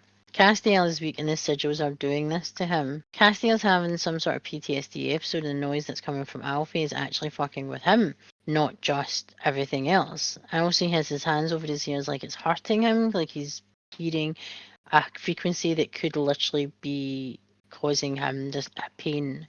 Basically, spit it out, you heavenly pile of filth. Doesn't Crowley have the best lines ever when he's actually insulting people? So Crowley's actually trying to get demonic tablet information out of Alfie. This is where we find out that there is another tablet, an Angel One, which we knew about. They have spoken about it in the words that Metatron has written for God, etc. Fighting ensues. Castiel is removing the apparatus from Alfie, which I described before, and they were torturing him with, and Castiel realizes that Naomi has been torturing him now. He's not supposed to remember being taken. It's something that Naomi said he will never know. Because Alfie tells him they're controlling us, they're manipulating us, we can't let it happen, basically. The demon says he needs him, and he knows things, as he tortured Alfie. And Alfie doesn't want to go back to heaven. Castiel, who is controlling us? Naomi is telling Castiel a direct order to kill Alfie as he's giving too much already. And it's a liability, and just like a brave wee soldier and doing what he's told, Castiel is confusing his actions of taking out his fellow angel. Naomi has said that he has done heaven a service. No, he has not. Alfie was compromised and Castiel killed him in self-defense. Castiel goes all robotic and says he's got to go back to heaven. He was damaged, or his human body was, and has to return to heaven, and also has to return Alfie as his body belongs there. Now Naomi is going to investigate what Alfie told Crowley, apparently. Castiel can't see or hear them as they put symbols up. Dean and Sam are talking about Castiel's behaviour because he's obviously acting odd. Dean tells him to go and he's tired of the fighting. Dean says it's time for one of them to be happy and that he is jealous that Sam can detach himself and he cannot. Just decide both feet in or both feet out, as it doesn't work half in and half out because that's what gets you killed. Advice from Dean to Sam cuts like nothing else does. It's him saying it out of brotherly love and respect for him that he cannot make those decisions for him, but he knows that it has to be one life or another. You can't have both. Dean has called Benny. He cannot come and meet him. He's letting him down gently and that he won't be coming to rescue him again. It's the end of the line. BS, Dean, BS. Benny, thanks for the ride. Two people from different times, different lives, different worlds, yet fought together to do something great, and now they know that they cannot continue as they both aren't the same. Amelia shows up and Sam isn't there, like I said. The first time Amelia shows up and Sam isn't there. Maybe if she didn't take that time the first time around, Sam and her would have a different ending. They ain't the same, yet they always end up together, even when they hate each other because blood and bonds in life, no one else understands what they have to go through. Episode 11, Season 8, LARP, which is live action roleplay, and the real... Now, this is a Charlie episode. Charlie was, again, is Felicia Day, who was in the Guild, and Buffy, and a bunch of other stuff, who actually does a lot of live action roleplay and tabletop gaming in real life. But this episode again brings her into the supernatural universe again. Recap: Benny and Dean say adios. Sam and Dean. So a game that is destroying not only a friendship, which is now, but taking players' lives in the real world. A random black vein tree has appeared in a guy's arm, and now he is marked. He is screaming for his life, and the supernatural logo appears. Sam is sad and depressed. What a shocker about the tablet and the future. And his past, most likely. Dean is reflecting on their time together, the hands they have been dealt, the shitty hands they've been dealt, and they need to cut loose. Garth calls Sam. You've been Garth for a signing case. Casey's total Bobby move. He's tracking from GPS. The police officer says there's a lot of toys in the guy's apartment. They're collectibles. Fuck you, asshat. The vein symbol looks like the tree of life. His limbs have been torn from his body like an old school torture. Neighbours said they heard horses, but the cop thinks she was high as hell. These kids today with texting and murdering. Cop, what the actual fuck time were you born? These guys were like in their 30s. It was all LARPing talk, Moondoor, about the Moondoor game. So again, they used Dungeons and Dragons to describe their hobbies. Again, can you not use another tabletop game? They use Dungeons and Dragons and use Star Wars all the time. Queen of Moons is Charlie. The guy being questioned to the tree. He starts puking up blood and it comes out of his eyes, and the boys have just stepped out of the interview room. They had CCTV and they can watch exactly what happened. The cop says he's about to dip himself in hand sanitizer because he's obviously feeling dirty and not a good dirty. Dean mentions Tim Burton. Again, are you fucking kidding me? They go to the LARP event and they look so out of place. And it's hilarious because they try and act like FBI agents to one of the players, and he said they're good fakes, but they're fakes and you're not FBI agents. And sometimes they do a thing where they mix worlds in that universe that they're playing in with like FBI agents, it seems, and like our world, 21st century world, but they're telling them that's like the wrong weekend, which is quite funny. Charlie notices the boys. Again, they're wanting to see the Queen, and again, there's another of the lappers that was in Buffy as well. The guy says the Queen is busy. He's so simping over the Queen of Moons, who is Charlie. And they're ripping the piss out of her. And I like how the Felicia Day actually rips the piss at herself, but in a good way, kind of thing. Not really ripping the piss, she's just having fun with, this storyline and obviously what she does in real life. Charlie notices the boys and loses apparently her hard on in her character. She's changed her identity again, which again we are not shocked about. Charlie has found out her friends have been killed. Not missing the symbol is from a video game apparently. I love that Dean thinks that LARPers can't handle themselves. Fuck you, Dean. Killed by Belladonna, and both Dean and Charlie look at each other and had the same reaction as me. What, the porn star that loves baseball bats in places? Really? No. Sam looks and says, the poison. Tech tent he goes to, because no technology is allowed. Heaven forbid that technology spills out into their universe, So Dean has to change into attire fit for the Queen, basically. So Sam makes a wicked friend in the tech tent. Dean and his LARP doing things to a girl. Well, Charlie is in her LARP, and well, let's keep that clean. Here she is queen and a hero. Dean says she's much more in the real world and a hero to Dean in this world. The perks of being queen, Charlie to Dean. Tent top, anytime, Charlie, lol. I love how they made Charlie. It's very similar to how once, I think, most people were, from like that sort of hobby type environment. Wait, fairy magic can be bad. There are different types of fairies, magic and lore, good and bad, light or dark. The woman Sam was making friends with has offered herself to him in the tent, and he turns it down. What the fuck? Seriously? That guy just needs a happy ending. Who is the Shadow King and what type of mystical shit is he into, or are we being led to believe that this and something else is at work here? A very neat looking sacrificial deity, and Charlie has realised that it's real magic that's the issue, and it's a beautiful woman under those robes.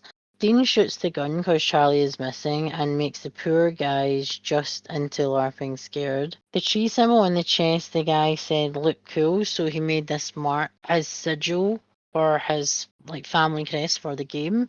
He got sick when he got it, but he didn't die. The figure, the woman, is underneath the deity is a fairy. She's being used for bad, not for good. She cannot be free. She must break the spell to become free from her master, who is making her kill for him. And she has to destroy the spell book that he bought on eBay, by the way. So there's that. If the tent is rocking, don't come a knocking. That's what Charlie says to Dean and Sam. And Bolter as they walk in when she is doing something. He bought a book of spells, yes, really, again, eBay. So he is using the fairy, but she is in love with Charlie or wants to save her and rescue him from Baltar. Dean to the rescue after the weapons go back being props. Dean knocks the guy out, takes out Baltar to be well dealt with from her people. Dean enjoying the damsel, saving the damsels. Charlie has offered her services to the boys if they ever need anything. And services, I mean her actual services as I think it's you saved her, so she owes you a solid. So I don't think it's basically what she can do for them. She blames them for her about to lose her kingdom in the game and says smell you later. So there is a heart to heart. No amount of fun will help him. Time maybe, but they're going to have some fun in a battle to help Charlie save her kingdom. So he's doing a speech in one of the worst ever portrayals of history from my country, which is Braveheart. Don't know what's worth. Highlander or Braveheart. But yeah, it's the only speech he knows. So he is actually wearing red and white in his face. And yes, that's red and white for the kingdom, but red and white, a flag that's white with red, is actually English colours. And you're doing a Scottish monologue about Scotland versus the English. It's butchering history and butchering that shite movie, but still, wow, that bit was not definitely researched at all. People, come on. So, episode 12, season 8.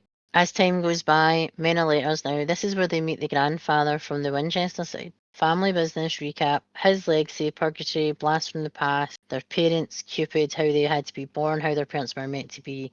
They're in a place called Normal in Illinois. Past wee boy John before he became Daddy Douchebag, and there's a little music box playing as time goes by. John's father never came back. He went to work and he just disappeared and no one knew what happened to him. No one knew what his father actually did either. And that's why apparently Daddy Douchebag didn't like his dad, because again he wasn't aware of like the fact that his dad was a man of letters. A man of letters or men of letters is basically an organisation run better than being a hunter, basically. They have a different way of hunting, and apparently they think hunters are savages and they can't do their job, even though hunters have stopped the apocalypse. But technically, they didn't know they were ventilators, and I think it's genetic in their genetics that they were going to be good at what they do. Yes, they are hunters, but they do have the ventilators as well. Again, people thought the ventilators was a ghost story, something that you'd like tell people that they exist type thing, the way you would do with monsters type of thing. Again, demons would know that the ventilators actually exist. He comes through a portal. We see like a wee flashback of Josie. She works with the ventilators and she becomes Abaddon, which is the demon. And we find out Abaddon is actually one of the original demons from Hell. It's actually a knight of Hell. There was knights that Lucifer created before he created everything else.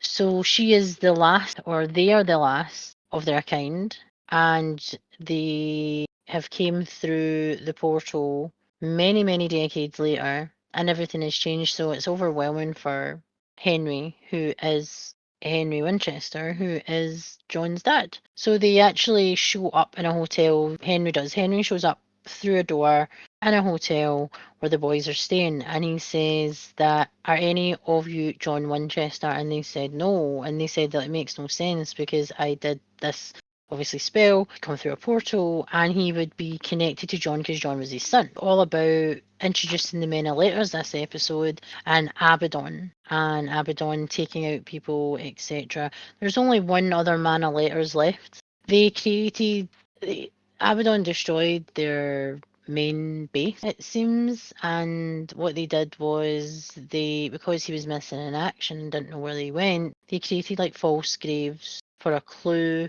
so that they would go find the member of the Menolators that was actually alive. Now, they go to his house and then they realise that his wife is not his wife. His wife is actually Abaddon, and Abaddon has been literally now a step ahead of them, knows everything that they said, and they're actually after a box that John actually has. They find out some little tricks and stuff from their grandfather, even though it's a hate-hate relationship between them, because the way their father had described his father to the boys growing up. When they are trying to get Abaddon, they make a deal. And what really is interesting is when Henry is helping the boys trap Abaddon. He puts a devil's trap on a bullet. Now, that is genius and very, very simple.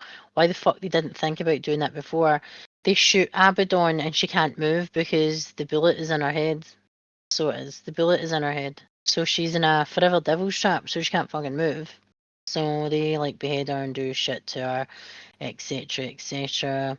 They find out that John actually may have hated his father, but he obviously missed him. He has his journal. He actually has the cover of the journal of John's Hunter's journal is actually his father's many letters cover for obviously it would be his diary type thing journal that he would write in when he actually was because he was training. He was on his last test to be a man of letters basically when all this shit kicked off. So he's basically again bringing in another member of the family, another part of their background, in their history and how they got to be here. Obviously, a father's relationship, what actually happened to their grandfather, how they missed all this stuff, how Menolators hate fucking hunters, and hunters have never even heard of Menolators and didn't even know they existed, type thing. And again, it's like a figment of the imagination between hunters.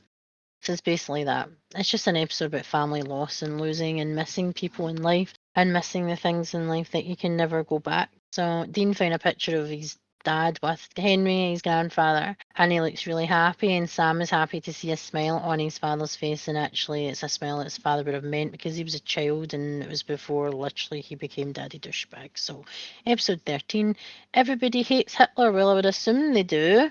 This episode, again, I do love it because it's funny and I don't think it's supposed to be funny, but it's got lots of satire in it anyway. So the recap is we have some Menolators backstory BS from last episode explaining the box and their legacy, blah blah blah. This episode actually ties in with the last episode because you find out the Menolators actually used a secret organization of rabbis that basically were protecting a cipher. Basically, they were protecting a cipher. It's 1,000-year-old, and it's a cipher to everything, absolutely everything. So the recap included heavens and angels. Angels are dicks being manipulative to their own. Bees, torture, hell, tablet, prophecy. Kevin being a dick. Kevin wanting to shut the gates of hell for good. Other tablets. Why all the hieroglyphics? Also, the only place to store a 1,000-year-old cipher basically at the coordinates the old guy had given him. So we're in Germany and it's Nazi-geddon as I'm calling it. Again, like I said, don't think it's supposed to be funny, but I found it incredibly funny. So not the Hitler part, just the way they had the episode actually goes on. The fluidity is where for the episode, right? There's always people who said Hitler fled and he didn't die, and he had a chosen few that did this too. They were doing research into how to been staying alive forever, and that their experience and research were so they could live forever and conquer the world. So a golem has come in while they're chanting "Sets the place ablaze," Lebanon, Kansas.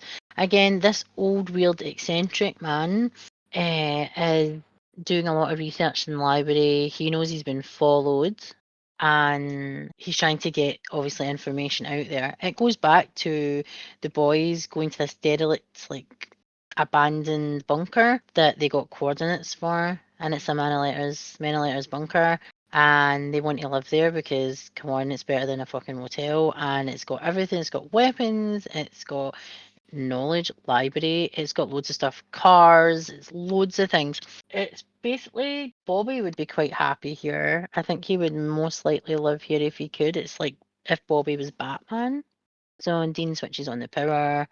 And Sam actually says son of a bitch, which is one of Dean's infamous lines he says all the time. Dean is in a robe and has a sword and he ends up cutting himself. Silly boy. He loves the acoustics and the exploring of the place. So the old guy that we were talking about before, the rabbi, was spooked, which is never good. He asked for the book to be protected. He says something in Yiddish to the guy, for being like a dick, basically, because he hasn't been very nice, because he rents the same, he like wants to see the same book over and over again. So there's these men with blonde hair and glasses, blue eyes, and grey suit. I wonder who they are. Apparently they're necromancers and they worked with Hitler and they actually did a lot of experiments that were actually not just on humans, but they did it on demons and magical creatures, basically, because they were trying to, again, use their abilities, their powers to actually prolong their life. so they could have complete world domination. So the rabbi's been taken out, and we find out that it has to move on to his grandson. His grandson is not ready for this, thought his grandfather was just eccentric. No one believed his stories. He actually ended up using the little book and how-to guide of a golem and how to grow a golem, have a golem, train a golem, speak to the golem, and have it to do everything for you, because it was a protection for the society that they were part of. But in his stoner infinite wisdom as a teenager, he decided to roach said book. Roach means that he used it to make joints out of. So he doesn't have it because he smoked it. So that's why the golem is like shakes his head constantly. He just like, why the fuck is this guy in charge of me? He doesn't know what the fuck he's doing. So it must be incredibly frustrating and infuriating for him, because he's got a job to do and he can't fucking do it, because he doesn't have the proper tools to actually become his master, basically. So the Nazi necromancers are basically trying to get the book. They want to continue everything. So that's what this episode is basically about, how the Menelators actually had people in this organisation that did work for them during the Second World War, and how they had some secret deal to take the necro-Nazis out. And they would continue to do it. But again, it's one of those things that's been lost. But again, Sam, at the end of the episode, Aaron is the guy who's in it, whose grandfather, part of the Judah Initiative, and he has a scroll, writes on it, and then puts it in the golem's mouth, and they say something to the golem bows to him, so he's actually connected to him. So now he is the master of the Judah Initiative, like his grandfather was, like continuing tradition. Sam is in the Men of Letters bunker, and he is writing in the journal for hunters and men of letters for the future, to know what they have done and what they do and what they have done, what they did, and how they have overcome. So he's again doing what Aaron was doing, taking over the Judah Initiative. He's taken on the roles and the responsibility of Men of Letters. Even though he's not a Man of Letters, he is by the legacy, apparently, him and Dean, and anything like that, any other children and offspring would be Men of Letters by association anyway. So he's doing, it was kind of like tying up the traditions and things like that, which is pretty good. So episode 14 of season 8 is called Trial and Error and God. Trial and Error, Deals and God Trials. Recap: Crossroad Demon, Deals, Hellhounds, people making deals. Crowley has control of the Hellhounds. Goofadus, Voodoo, it keeps the demons out. Men of Letters, Bunker is the most powerful place on earth, as it's the place of all knowledge on how to defeat everything. Where was this during the fucking apocalypse? This episode is showing you what Kevin has to endure every day, the fact he is a loner and he is basically putting himself in his own prison to protect the tablet and himself, so that he can have something to help defeat hell and its demons. It's like Groundhog Day over and over again, every single day, every day. No wonder he ends up having issues with his mental health. After all the notes, post-its and translating everything, Kevin has a eureka moment. He says holy crap, and it's, well, him with a bloody nose. I think everything that he's got to endure with translating the hieroglyphics and the trials for him to do this actually takes its toll on his physical body, because obviously he has to read these things and he's doing it all day, every day, and it's the same shit over and over.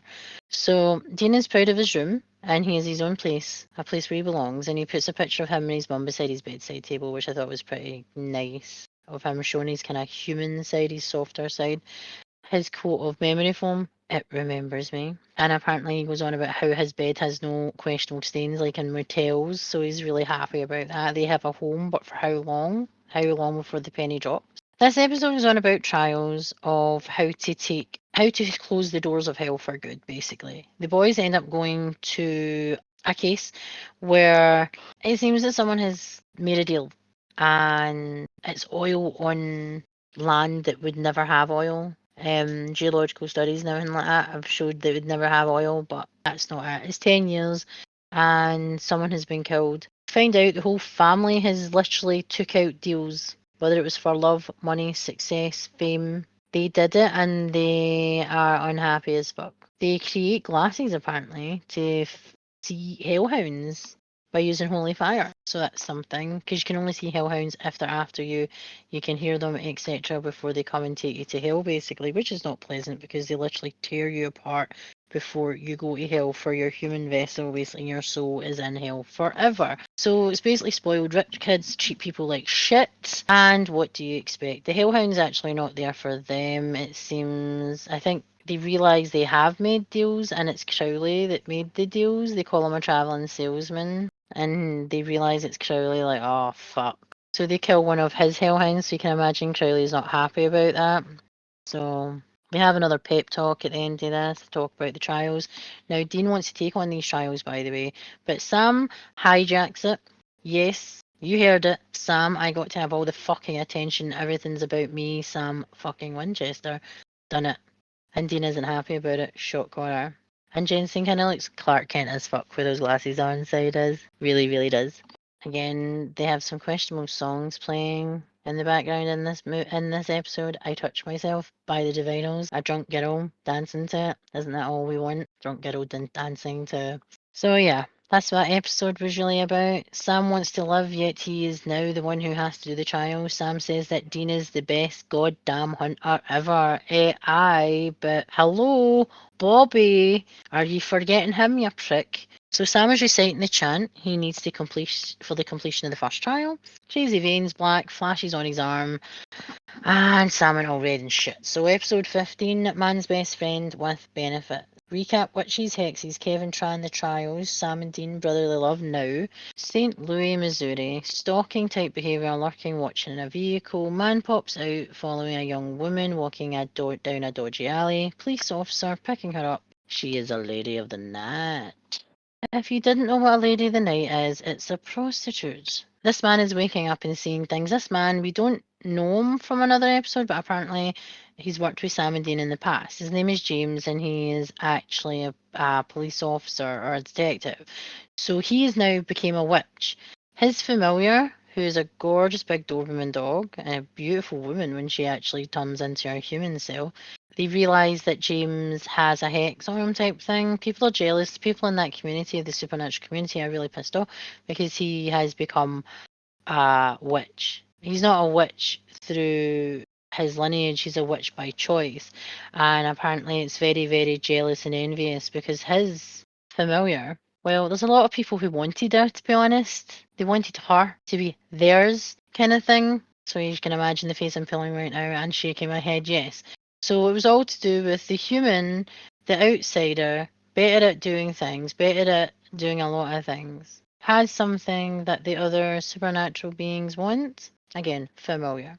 They do something that you're not supposed to do. You're not supposed to have sex or a relationship, I think, with your familiars, but they do. So, what does that sound? No, he's not having sex with a dog, because that would be wrong. He's having sex with poor Sha when she's human. I think everybody would do that, to be honest.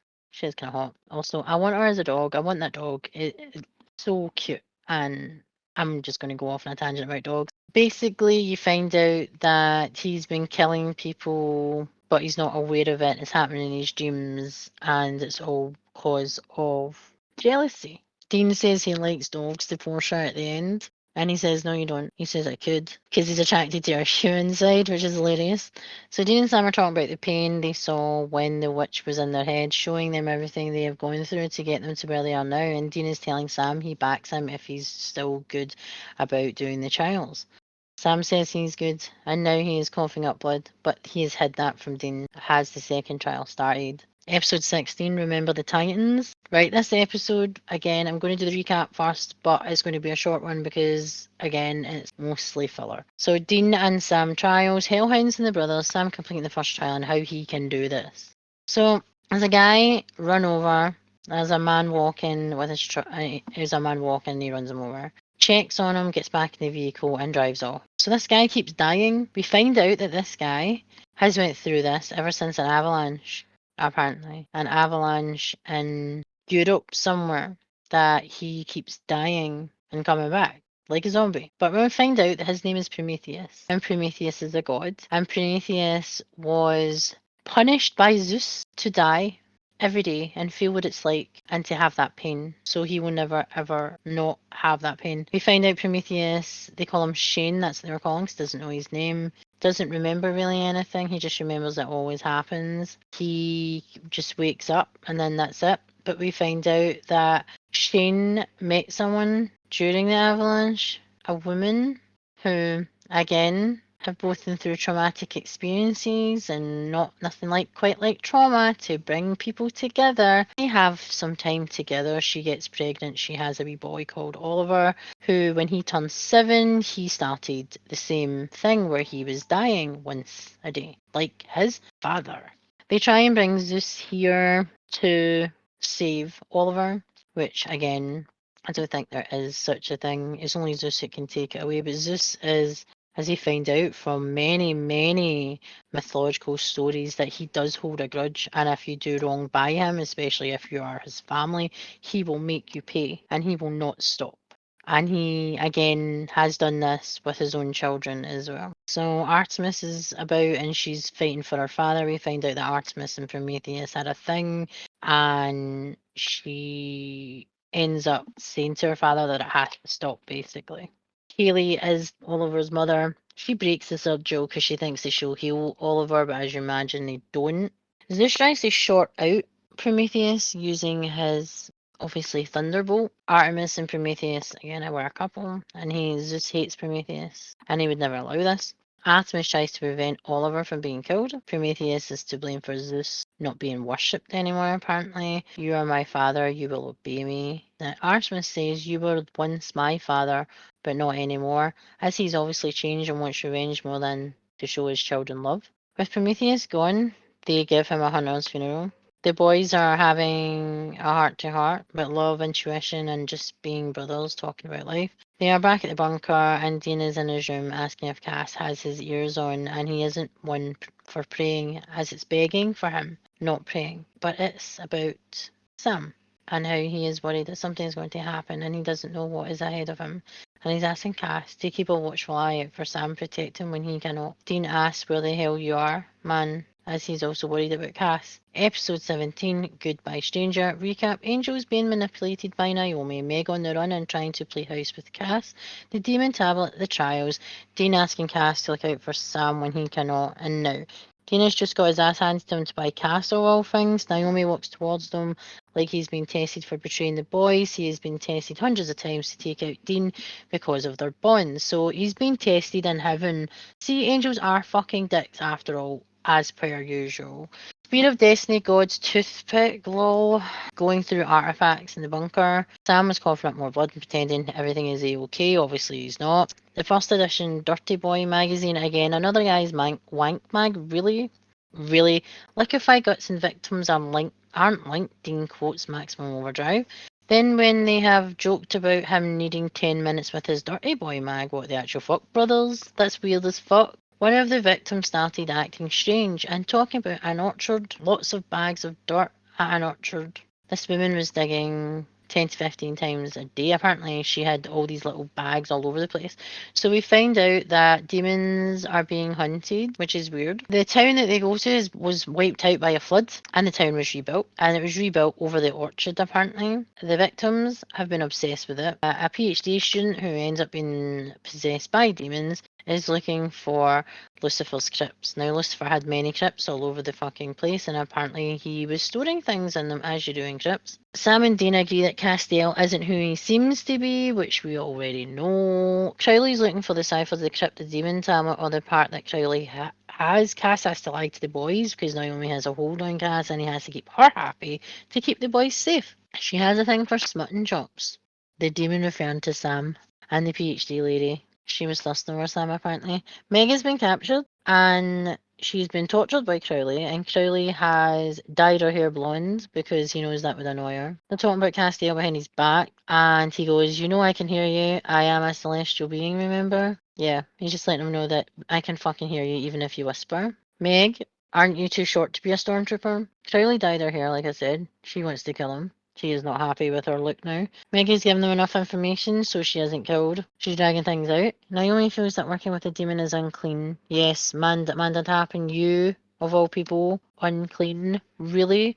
World's worst of being unclean, the shitty shows you've subjected us to since Sanctuary. Who are you tapping? Amanda tapping. Castiel's story is unraveling. Meg says the demons are digging in the wrong place because she's made them go dig in the wrong place. We need your help, Cass, to Meg. Any of you dummies got a map? Meg to everyone. It's the angel tablet, it seems. You know how to make the ladies' nethers tingle.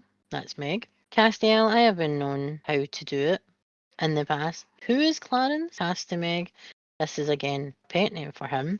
Meg to Cass, would it kill you to watch a movie or something? They chit chat and they reminisce over pizza and over the pizza man, and it was a good memory apparently. So I think that they had some fun moving furniture. They find where they need to be. Do you ever miss the apocalypse? Meg to Cass. I was bad and you were good, Meg to Cass. And now she says they are the opposite and she wants to move some furniture with the pizza guy with Cass again, and he stammers and says he wants to as well. So I'm assuming they've had sex, obviously. Crowley has appeared and Meg is missing how the other demons have died and he's the only one left and lost his new favourite tutor even, and he is not happy. Crowley says blah blah blah. This is me anytime I venture outside. Both brothers keep telling Meg to shut the fuck up basically. Naomi's trying to get to Cass and lie again about the boys. Dean has found a box with sigils on it and it's very ancient. Cass says, hand it to me and I'll take it to heaven. And Dean says, no, I'll take it to Kevin. And Dean doesn't trust him. Manipulating Cass again. Castiel is acting dodgy as fuck and Dean questions his priorities. Can't or won't Dean to Cass. Cass to Dean. Both.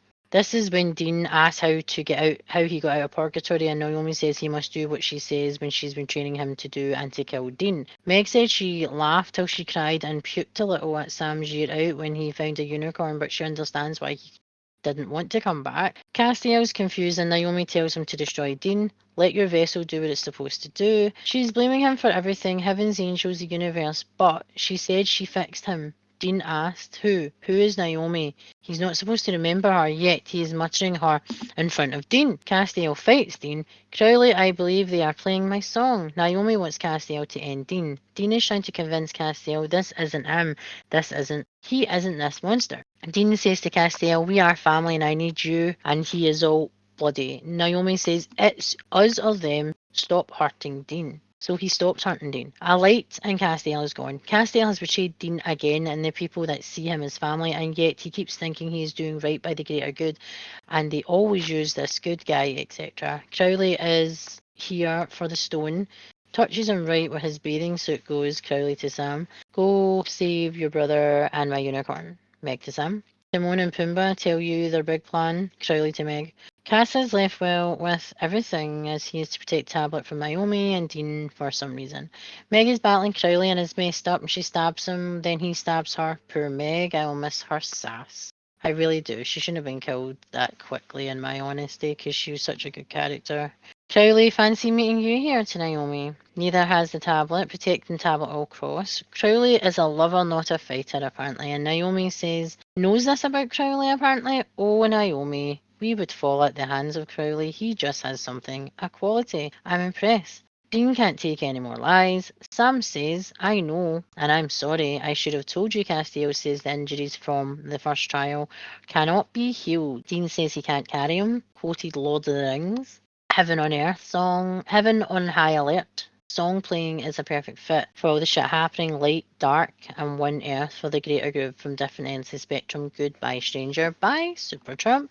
Episode 18, Freaks and Geeks. Recap, vampires and lore, the girl Chrissy, the encounter that killed a Vitella, memories. Now, right, so Chrissy's dad died, and apparently this guy who's taken them all in, all these wayward teens, are saying that they are being trained for the greater good, better hunters to take out the monsters of the future so they don't actually lose more people.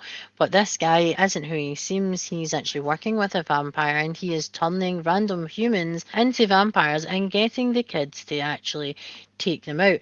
And Dean has to turn around and say, this girl has just been turned. She has not fed. She literally has been turned the last 24 hours. You can't tell the difference between a vampire that's been a vampire for a really long time and one that's new. You are not being taught the right things. You're not in control. Someone is manipulating you. So they find out that, yes, he's been manipulated. They are all being manipulated, and they're getting put against each other by this gentleman. He's not a fucking gentleman. He wanted a family because his family was taken. He became a hunter. Blah blah blah. Dean doesn't want Chrissy to actually kill the guy, but she's got no bullets in her gun, so she still keeps clicking the gun code. This is for my dad. This is for Josephine's parents. This is for this. This is for that. Victor ends up shooting himself because he's a fucking coward. They heal the girl who was turning instead of killing her with the Campbell cure, because remember, we know that from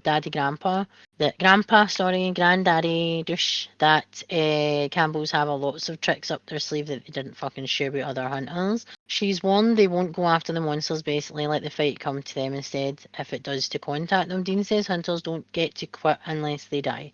So he's giving her a walk the fuck away now, have a normal fucking life, but also if things get shitty, you can fucking phone him type thing, because he will always be there, because he doesn't want to put that life on her if she doesn't need it type thing. He's trying to prevent that from happening. So episode 19 of season 8 is called Taxi Driver. Recap: Purgatory, Castiel under control of Naomi, trials and test tablet shit. Now, Kevin Tran, he can hear Crowley. Crowley's trolling him in his brain. He doesn't know if Crowley is actually there or if Crowley is just literally fucking with him from a distance. Now we find out that Crowley is actually fucking with him and acting like he's giving Crowley is giving Kevin things that he thinks he wants, so he thinks he can actually get the information from the tablet. Now it looks like he's actually created like a movie for Kevin where he's actually sending his demons that are in a body that's Sam and Dean. And Crowley says that he would make a great Dean. So it's like really ripping the piss. He goes, I would have been a great director. And it's one thing I actually said at the beginning of this episode. He would make a really good director because it was so funny. It's an episode just talking about the boys, how they have to, for the next trial, they have to go back to Purgatory, it seems. And they have to, because it's like killing a hellhound, taking a soul from hell to heaven. And this is where we see Bobby. They bring Bobby back for this episode, so they go to hell. Because they were under the impression that Bobby went to heaven, so were we. That he went to heaven because we've seen him. He stayed in his memory of the boys arguing about Chuck Norris. Yeah. So in this episode, they find who they call a taxi driver who is a rogue reaper who does things he's not supposed to. So he's basically 1 foot in hell, 1 foot in purgatory, and 1 foot in basically with reapers. So, and death. So he has 24 hours to get from purgatory to hell to purgatory to take Bobby's soul to heaven, which they do. He seems to think that he's getting out and they're going to, because he goes, we can't take you back because we burnt your body. There is no vessel for you to go back to, Bobby, so you have to go to heaven anyway. Crowley finds out, as he does, and he takes out the taxi driver. So this is how Benny comes back into, contacts Benny. Benny realises he's going to do him a solid. And he goes back to purgatory and distracts the demons that are obviously going to be after Sam and Bobby. So Sam can get out and Bobby can go to heaven. So the second trial is done. He looks like he's having an angry fap. There's all this talk to me goose like Tom Cruise talk at the end of this episode. Sam is in agony. Don't trust Naomi, she's not who she claims to be. Naomi says Crowley is breaking the rules with Bobby's soul and passes it up to heaven where it belongs, where we thought it was already. Again, Naomi isn't who she claims to be. She has multiple pieces on the chessboard that she is working with, and she knows it. But Crowley knows what she's like, and he's trying to warn the boys even though he wants the boys for his own greater good. Kevin is gone. Pac-Man fever. Basically, recap is Chuck books, Charlie LARPing, Crowley fucking with Kevin. Kevin is gone. Dean is back in the past. For fuck's sake, these episodes have a time travel episode again. They end up with Charlie in this episode. People's insides are being jelly like liquefied. She finds out the supernatural books are real. It doesn't matter if they burn them because she found them online. They're literally all over the internet, so that's not going to happen. She has to pretend to be an FBI agent with him. And she has some excellent fashion. There's very mannequin outfits, very pretty women montage as well. There's a blue handprint in the victims. We find out that the coroner won't let them see the bodies without this form. Charlie tries to flirt with the coroner. We find out the blue handprint is actually another form of Jinn, and she feeds off fear. and she's just one of those sickos that literally is getting off on everybody being frightened around her, including Charlie. She's obsessed with Charlie's fear of her past and the fear that she carries around with her, basically. Eyes glow up blue as well, but I could tell it was going to be the coroner. There was no way anyone else it could actually have been. They need African dream root so they can actually go into Charlie's head. And Charlie's actually the damsel in distress for once. She is in a game that she stole, reprogrammed, and re-released for free on the internet when she was 12. And then it just gets harder and harder, apparently. She blames herself for the accident with her parents. Her mother is in hospital and is in a coma and has been, and all this time for 16 years she's been there, and sometimes she goes to visit her and things like that, and that's why she changes her name and stuff so she can't actually be tracked down. She finally gets to say goodbye to her mum, and she goes and she reads her The Hobbit after they take out the Djinn, and the Djinn has a son as well, and they have to take him out too. Memories again, comfort, mother, daughter, and her having to say goodbye and read one more time. So I don't know if they were actually switching it off. I can't actually remember. I did watch this. I watched the full season. I'm not sure if this was the last time because she couldn't put her mother at risk anymore, or if she was letting her mother go because she was never going to wake up. So episode 21, The Greta Escapist. Recaps, trials become more and more stronger, more aggressive on the person performing them, like they're adapting their body. Kevin Tran, the tablet, Naomi and her manipulation, Castiel realizing she isn't who she claims to be. Dean bangs on the door and Kevin drenches both boys in holy water. Dean is wet. Nice. So, now the boys, these are not Sam and Dean, but decoys working for Crowley. Again. So I kind of jumped from that other episode. Sorry about that. The decoys basically have been there this entire time, basically, giving him everything.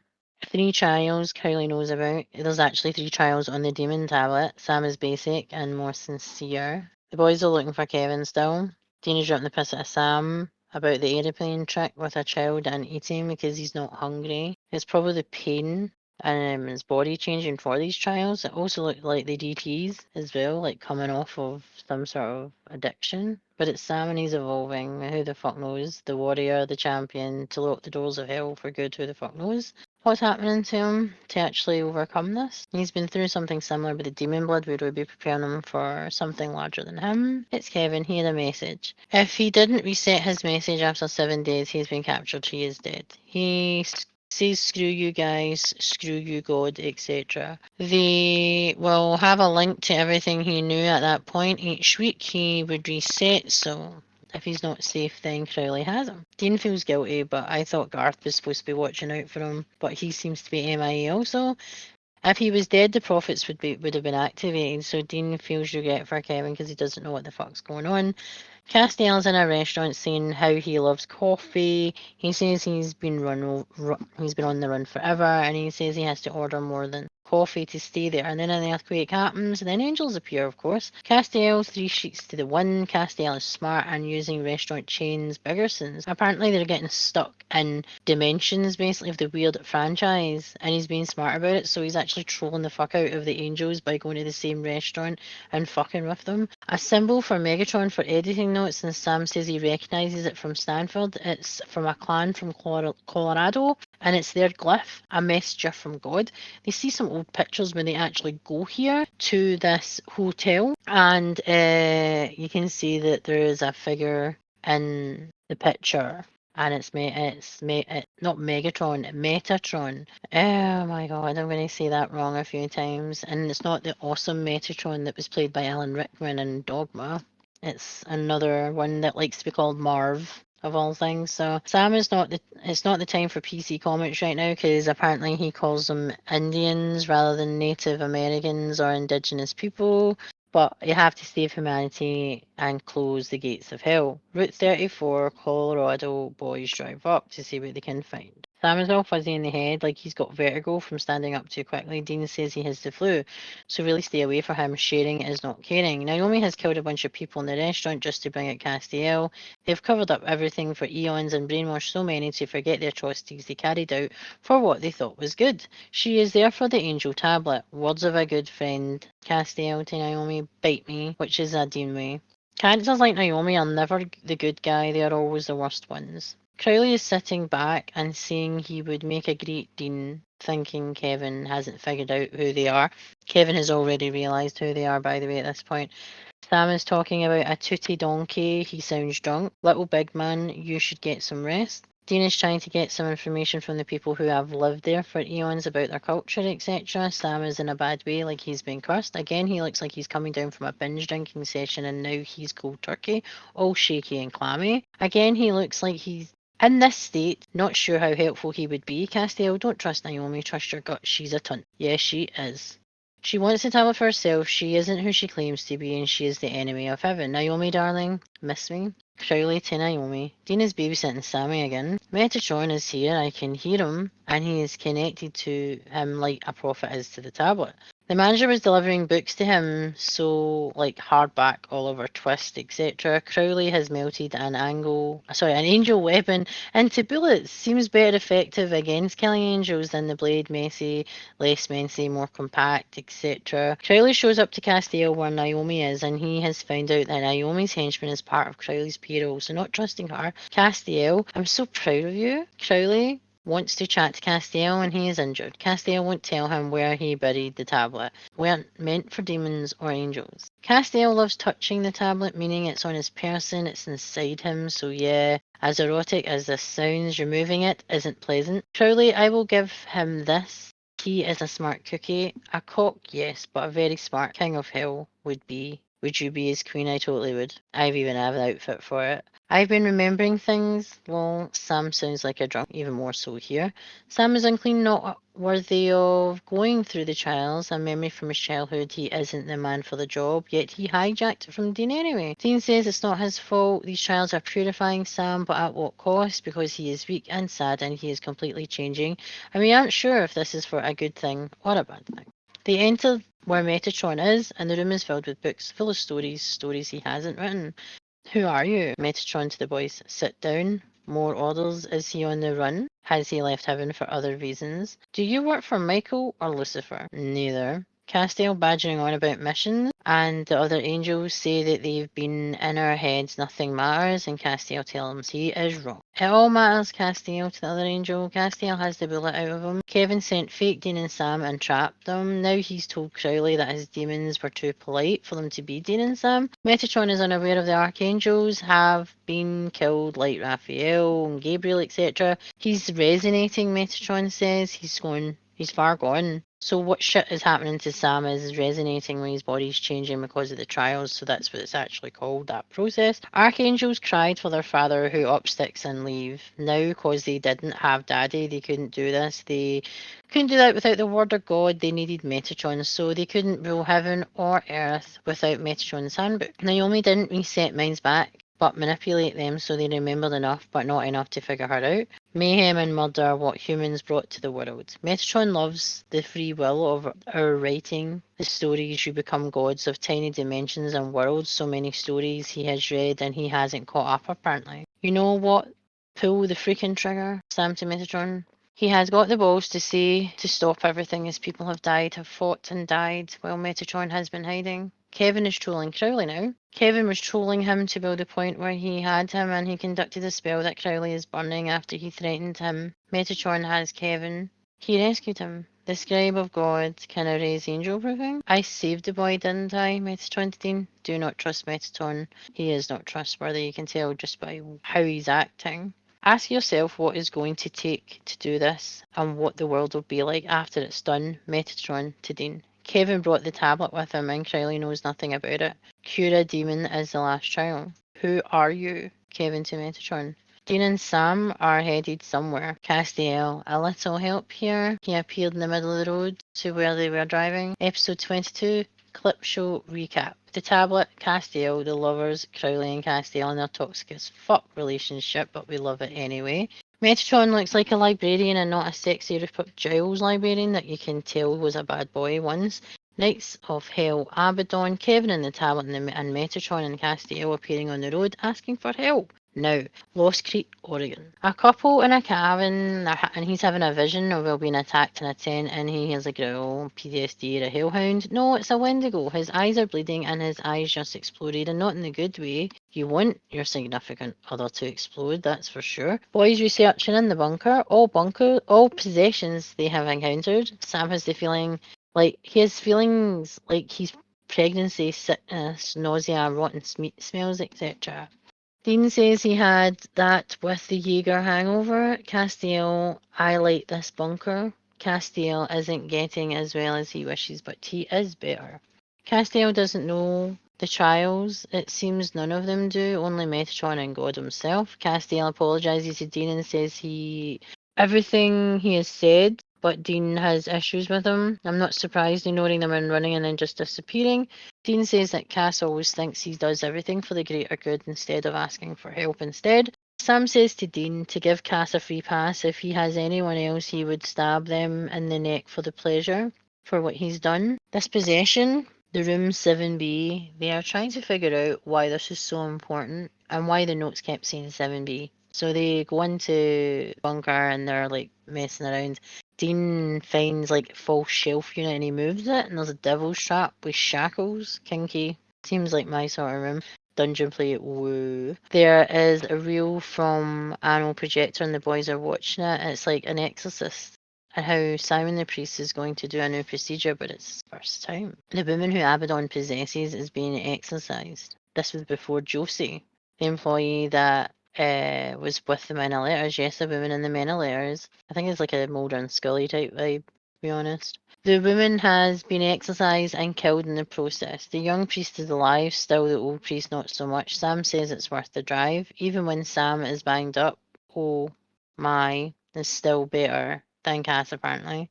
Twisted and corrupted souls become demons in hell, so they brought these new ways to cleanse a demon and save them. Sam is coughing a lot of trials and it's a lot taking out of him. Sam is our saviour, so we are fucked. He fails because he is both Sam and gullible and a wee bit of an attention seeker, like we know. Castiel has went for supplies after being told to stay put. He gets beer, bog roll, which is toilet roll, eggs, but cracks one in the store. No pie, I need pie. Castiel to the guy behind the counter. Then he gets Metatron. His name is Marvin Public. Both free thinkers and having most wanted Marvin Cass apparently. A mess, no archangels, it's a war. Up there, but Naomi isn't in charge. She fucking wishes. Marv says it's all broken and Cass admits to helping with that. Leviathan daddy dictator douche that he became in season 6 and season 7. Heaven needs a hero apparently. Ride to the rescue.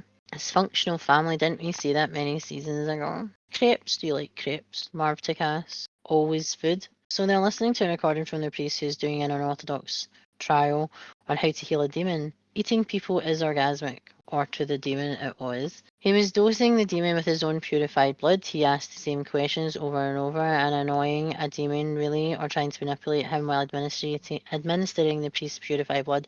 He chants in Latin to the victim who is possessed, and then a bright light comes out and asks the question about eating the victim's children and his family and how he has been saved and how he's repenting his sins of his killings and his happy meal that he enjoyed when he was possessed by a demon. It's like a weird form of hypnosis, manipulative, brainwashing type thing. God's pull here when this shit goes wrong. You know the trials to close heaven cast to Metatron? Metatron believes if they finish the trials of heaven that he needs a warrior and Cass is the muscle heaven needs. Heaven needs your help, and Cass now believes he should fix them as he caused the Leviathan problem. She's a Nephilim. They're in a restaurant.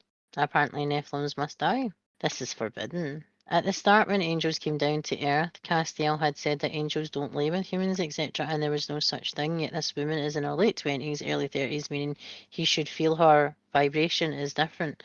As she isn't feeling human, so would demons feel her as well. So, again, there's a bit of that plot hole story right there. Even being hidden, angels would be able to sense her. Yet, he didn't. Is this because their brains are wiped throughout history? If they were naughty, or they did not comply? How long have they been doing this? How many times has history on Earth been wiped for the greater good? For heaven, for God, for the angels? Who knows? Did Balthazar have it right? to get out of there, bring artifacts, save yourself, and just fuck off as they fight amongst themselves. Like a penis measuring contest, whose dick is bigger and who can get the results. Who the fuck knows? It's all about power. Who has it and who doesn't? Who wants the power? Who can harness the power? Who can run heaven and earth? Who should run things, etc. Should Metatron/Marv be trusted? No. What is Marv up to? Something dodgy. You can fucking tell by that wee prick. If he can run into hiding eons ago, how does he know Castiel? If this fight has been going on all the time, then why is he only joining the fight now? Does he think he should be the new daddy? Would you trust Marv to lead heaven, the angels and humans on earth? What the fuck? Marv uses the family card with Castiel, or is he referring to the angels or the boys? The boys are up to something, and here we have Avedon back. Looking as hot as ever, she can take whatever she wants from me, not just my eyes. She has the Devil's Gate bullet, so she cannot move, and also her head was removed. Oh, Avedon cannot move, but her hands are in the box beside her. First things first, what are we wearing? Crowley to the boys. Asking have they been reading current events. Crowley is sexting the boys an address, apparently. Can I get it, please? So, she gets the bullet out of her head because the boys have left her without any supervision. Really? One of the first nights of hell, you did not leave with supervision. What a bunch of fucking dumbasses. Abaddon is free. She's a son of a bitch. Dean isn't happy. Of course, well, it's your own fucking fault. Prosperity, Crowley's address. Cases of the boys. Tommy at the start was from an old case. Now this one with the witches and the baked goods. You know the episode that the Spike and Cordelia were in. Jenny, who baked the cupcakes, was found dead in her oven. Crowley's killing everyone they have saved. He's been reading the supernatural books, like the wee fanboy is. He is going to kill someone they have saved every 12 hours till he gets what he wants. Toot sweet, Crowley says to the boys. Boys cannot stop him in time, and Crowley says, you try. They have 57 minutes. He wants the tablet. Marv is the devil on Castiel's shoulder telling him to kill the woman. Does she know who she really is? Sam shows up to sexy auction lady he banged in the start, and she shows her life is in danger. She knows her life is in danger because Sam showed up. The women knew they were due to be evil. The women knew who they were, apparently. The Nephilim knew who Marv and Castiel were because she could see their halos.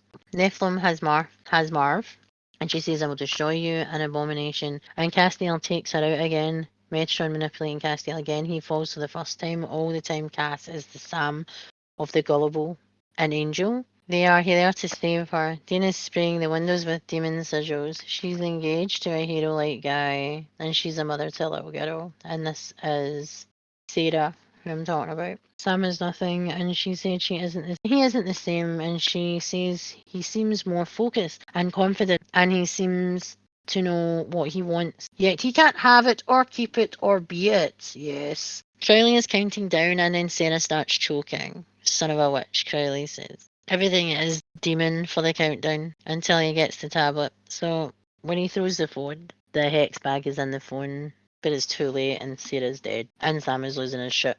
Crowley calls them my darlings and then hands up. Dean found the hex bag. Again, Sam is far from okay. Crowley killed Sarah, who was happy, had a daughter. Sam is fucking pissed. And he says they should just take the deal.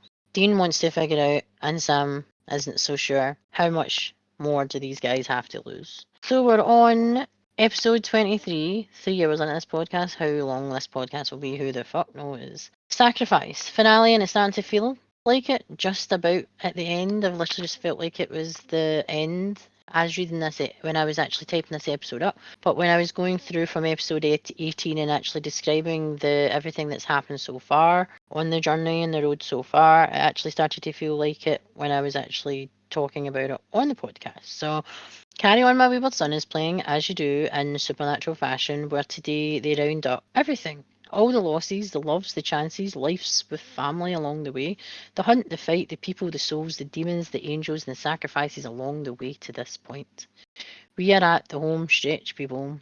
Happy supernatural finale. Angels and demons are dicks. Humans are dicks. Hunter's meh. Jury's out in that. Metatron's a dickhead. The Winchesters again. Can they do it? Will they do it? This is too much for them. Is Crowley right? They just take the deal and walk the fuck away. Will they get through it together? Purgatory and Sam walking away, Trials in the Tablets, Abaddon, Naomi, Angel Tablet, Castiel and his gullible love for heaven and God and good, Crowley killing the survivors of the boys because he wanted something he can't have. Crowley turns up to a date with Jodie. Yes, remember Jodie from Sioux Falls, friends with Bobby. Crowley says they share a loss and that they have something in common. She's seeing her son and her husband. He's saying he's lost someone too, that he recognise the loss in her. I don't like this side of Crowley really. It's not sexy when I'm being like this. Crowley is hot. Jodie. That's what Jodie's saying in the mirror to herself in the bathroom. Crowley is casting a spell on Jodie while she's in the bathroom, and the song I Like Big Butts by Sir Mix-a-Lot plays on Crowley's phone when Dean's phoning him. No douchebag should have that much power about the Heaven Tablet and Crowley having them both. That's what Dean says. Which is true, no one should, and that's why they were hidden. He needs to hear Dean say I surrender before he stops his spell on Jodie. This is where Dean and Crowley seem to have become well more friendly. I feel this always happens before they are killed off. If they are bad or demonic, etc., look at Meg for one and Benny. Castiel and Marv are on the road talking about God and he is the evil dripping in his ears. Marv is listening to the angel radio. He says the man brushing will be hit with Cupid's arrow. Dick ain't love Marv. Watch, fuck, whatever. Trial 2 for the Heaven Tablet is to capture Cupid's bow. No killing, but how will they get the bow without killing Cupid, as Cupid won't just give it up in the wrong hands, as we saw with the Horseman, can lead to a catastrophic event. Slowly give it to him, Sam. Lol. The stone. Contract, a huge one. It's Crowley. He sold his soul for double figures downstairs, so I am not surprised his paperwork is large and in charge. Moose had to sign. You want him to screw you, Dean? Don't lie. A freelancer has found Castiel and that he is not alone, this guy. You are going to move your lips all the way down, aren't you? Crowley to Dean in his reading moves his lips. Oh, Crowley, what the actual are you doing to me right now? Crowley cannot get out of the demonic cuffs. No deal. And that Crowley is his bitch. She starts to click like his fingers. Can he do that? Can't click, can't flick, can't teleport, can't do shit because he is stuck. Saddled yourself with the wrong bull, mate. Crowley has found out he is the trial and he is not happy about this. No. Crowley is chained up because he is the last trial. No dancing until the end zone is finished. We're purifying Sam's blood. How are we going to do that since he's fucking drank demon blood? He's been to hell. He's been possessed by Lucifer. How would his blood be purified? Because he's done some shit, which is crazy. For purifying Sam's blood, Dean says to apologise for Ruby, for Lucifer, Hell on Earth, etc. A lot of suggestions he has done some fucked up shit. Our Sam hasn't he? Yes. Naomi has Marv. I moan backwards. What does she? Marv escaped, but now he is chained up. Marv is reading his words, I think, and she's torturing him and wants the secrets in his head as it's God's words in there. Crowley is a wee troll and always has something to say. But I really like him, all trussed up there looking all submissive. I doubt his words will get him out of this. Kevin is drinking the good whiskey and he's trying to talk tough. Castiel, you're a prophet of the Lord, always and forever. To Kevin, one job, Kevin. One drop of Sam's blood each hour. Crowley bites Sam and gets a good bite and he calls home for help and he doesn't seem to realise his followers fucking hate him. We found this out in season 6. I believe they called him a little leprechaun even though he's Scottish, not fucking Irish. But hey. Dean and Cass talking. E.T. goes home. Castiel knows he may not return. Dean says the interaction feels like the first few scenes of a porno. Two guys fall in love. The Cupid was the female delivery person. Crowley is singing changes. He goes changes. It's just so funny because he's trolling Sam, but he's caught and he's just trying to like fucking be Crowley, basically. Just Crowley at Crowley's best. Numbnuts, lol, Crowley to Sam. Abaddon appears. Sam having his ass handed to him, and Abaddon isn't going to release Crowley. An order. I am your king. Crowley to Abaddon. About that. Abaddon with a gnarly scar. Like, because she's had her head chopped off and stuff. Hot, right. Regime. Change. Abaddon to Crowley. She kicks Crowley as he shouts, I am your. Sam lights Abaddon on fire. First love. Sam lights Abaddon on fire. Love the suit and she escapes. Cupid hands over her bow to Castiel if he can fix heaven. Marv is being punished and tortured even. All I hear is boo-hoo. He's telling Nonomi that he will be bringing payback for everything they have done to him and for the fall of heaven. But Marv isn't just doing this to reset things. See, I think he wants the power for himself. No shit. Crowley is trying to find common ground with a bad HBO TV show. Lol. God, he's gullible but not stupid. Another we dig at Jensen and Jared for being in horrid shows before they were in Supernatural. Crowley asks a favour of Sam confessing back what they did. Back there. What did you say? I only ask given our history raises a question, where do I start to even look for forgiveness? Sam to Crowley, how about we start with this? And it's the syringe of blood. Castiel is being told Marv is screwing with everyone and expels the angels to heaven from heaven. Naomi says the mission is to protect what God created, yet they have been fighting. If Sam completes the trials, he is going to die. It was always God's intention, the ultimate sacrifice was to die. Lied to by everyone, and Metatron wrote the word of God on those tablets, meaning that he had kept that little detail out, didn't he? Yes, he did, because he's a manipulative backstabbing. Hunt! Sam cuts his hand, is about to complete the sacrifice. Cass walks in. Dean shouts stop to Sam. Naomi has been killed. Marv has said Castiel should have listened to her. Sam is like a mental patient of the reservation type eyes on him. He's a few sandwiches short of a picnic right now. These were never the trials. These were a spell, and Castiel grace has been taken by Marv. This is what he needed. As you know, the grace is what makes you, is your essence of being an angel, and when you lose that, you're just basically an angel. You are an angel technically, you just don't have what makes you an angel. And when you fall from heaven, your grace falls with you. So, and he's taken it all, to be honest. Marv has stolen all the grace. But again, when you take grace from another angel, it's not your grace, and it doesn't last very long because it's not supposed to be yours. So therefore, it literally dispels as quickly as it's going in. Sam is crazy chain all night long, Dean, and giving a boohoo talk. Sam wants him to be human and live a human life, and when he dies, to come to heaven and find him to tell his story, apparently. That's Castiel. He wants that. What did I confess how many times Sam had let Dean down? He's a big disappointment, yes, we know, but Dean forgives you, and that's all that matters. That counts. Dean is telling Sam that he will always see him.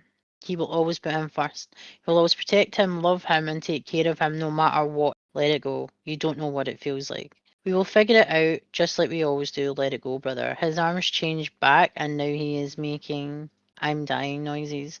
Seems Sam can't take accountability for all his past actions, meaning he can hold himself accountable for everything and not blame others, not say things, but actually say, yes, things are my fault.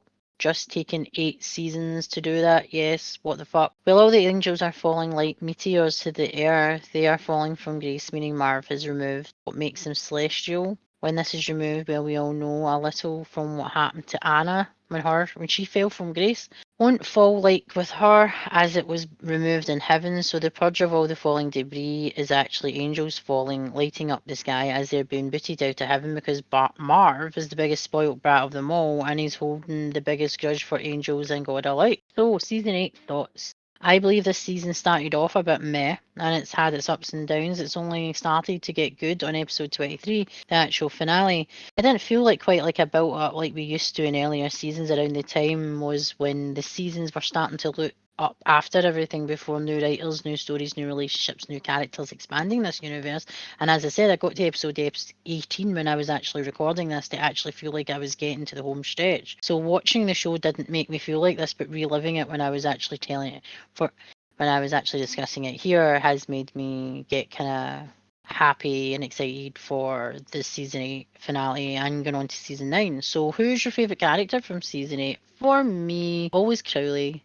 Crowley is brilliant in it. Again, I really like how Castiel comes into his own again, just like wee glimmers of him saying things like "I can hear you," and things like that. I love Crowley's relationship with the boys. I really love Felicia Day, but she's not a massive character in Supernatural. She comes in and out, she floats in and out throughout the seasons, and I really liked how they brought her in as well, and they did her backstory, and she's just such a fun character. So I was really, again, when they get rid of Bobby and they've brought Bobby back temporarily for the episode for the soul from hell to heaven, it again, it was good to see Bobby, but I just, when you lose characters, they introduce them, you remember how they were introduced and they were memorable, and then they build up a relationship and they build up a relationship rapport with the actual audience as well. So it literally feels like a member of the family has been taken out and has been killed when you actually do get so engrossed in a TV show like this, because Supernatural is like one big family, as we've said before. I really liked Felicia Day, and I always like her and everything that she does. So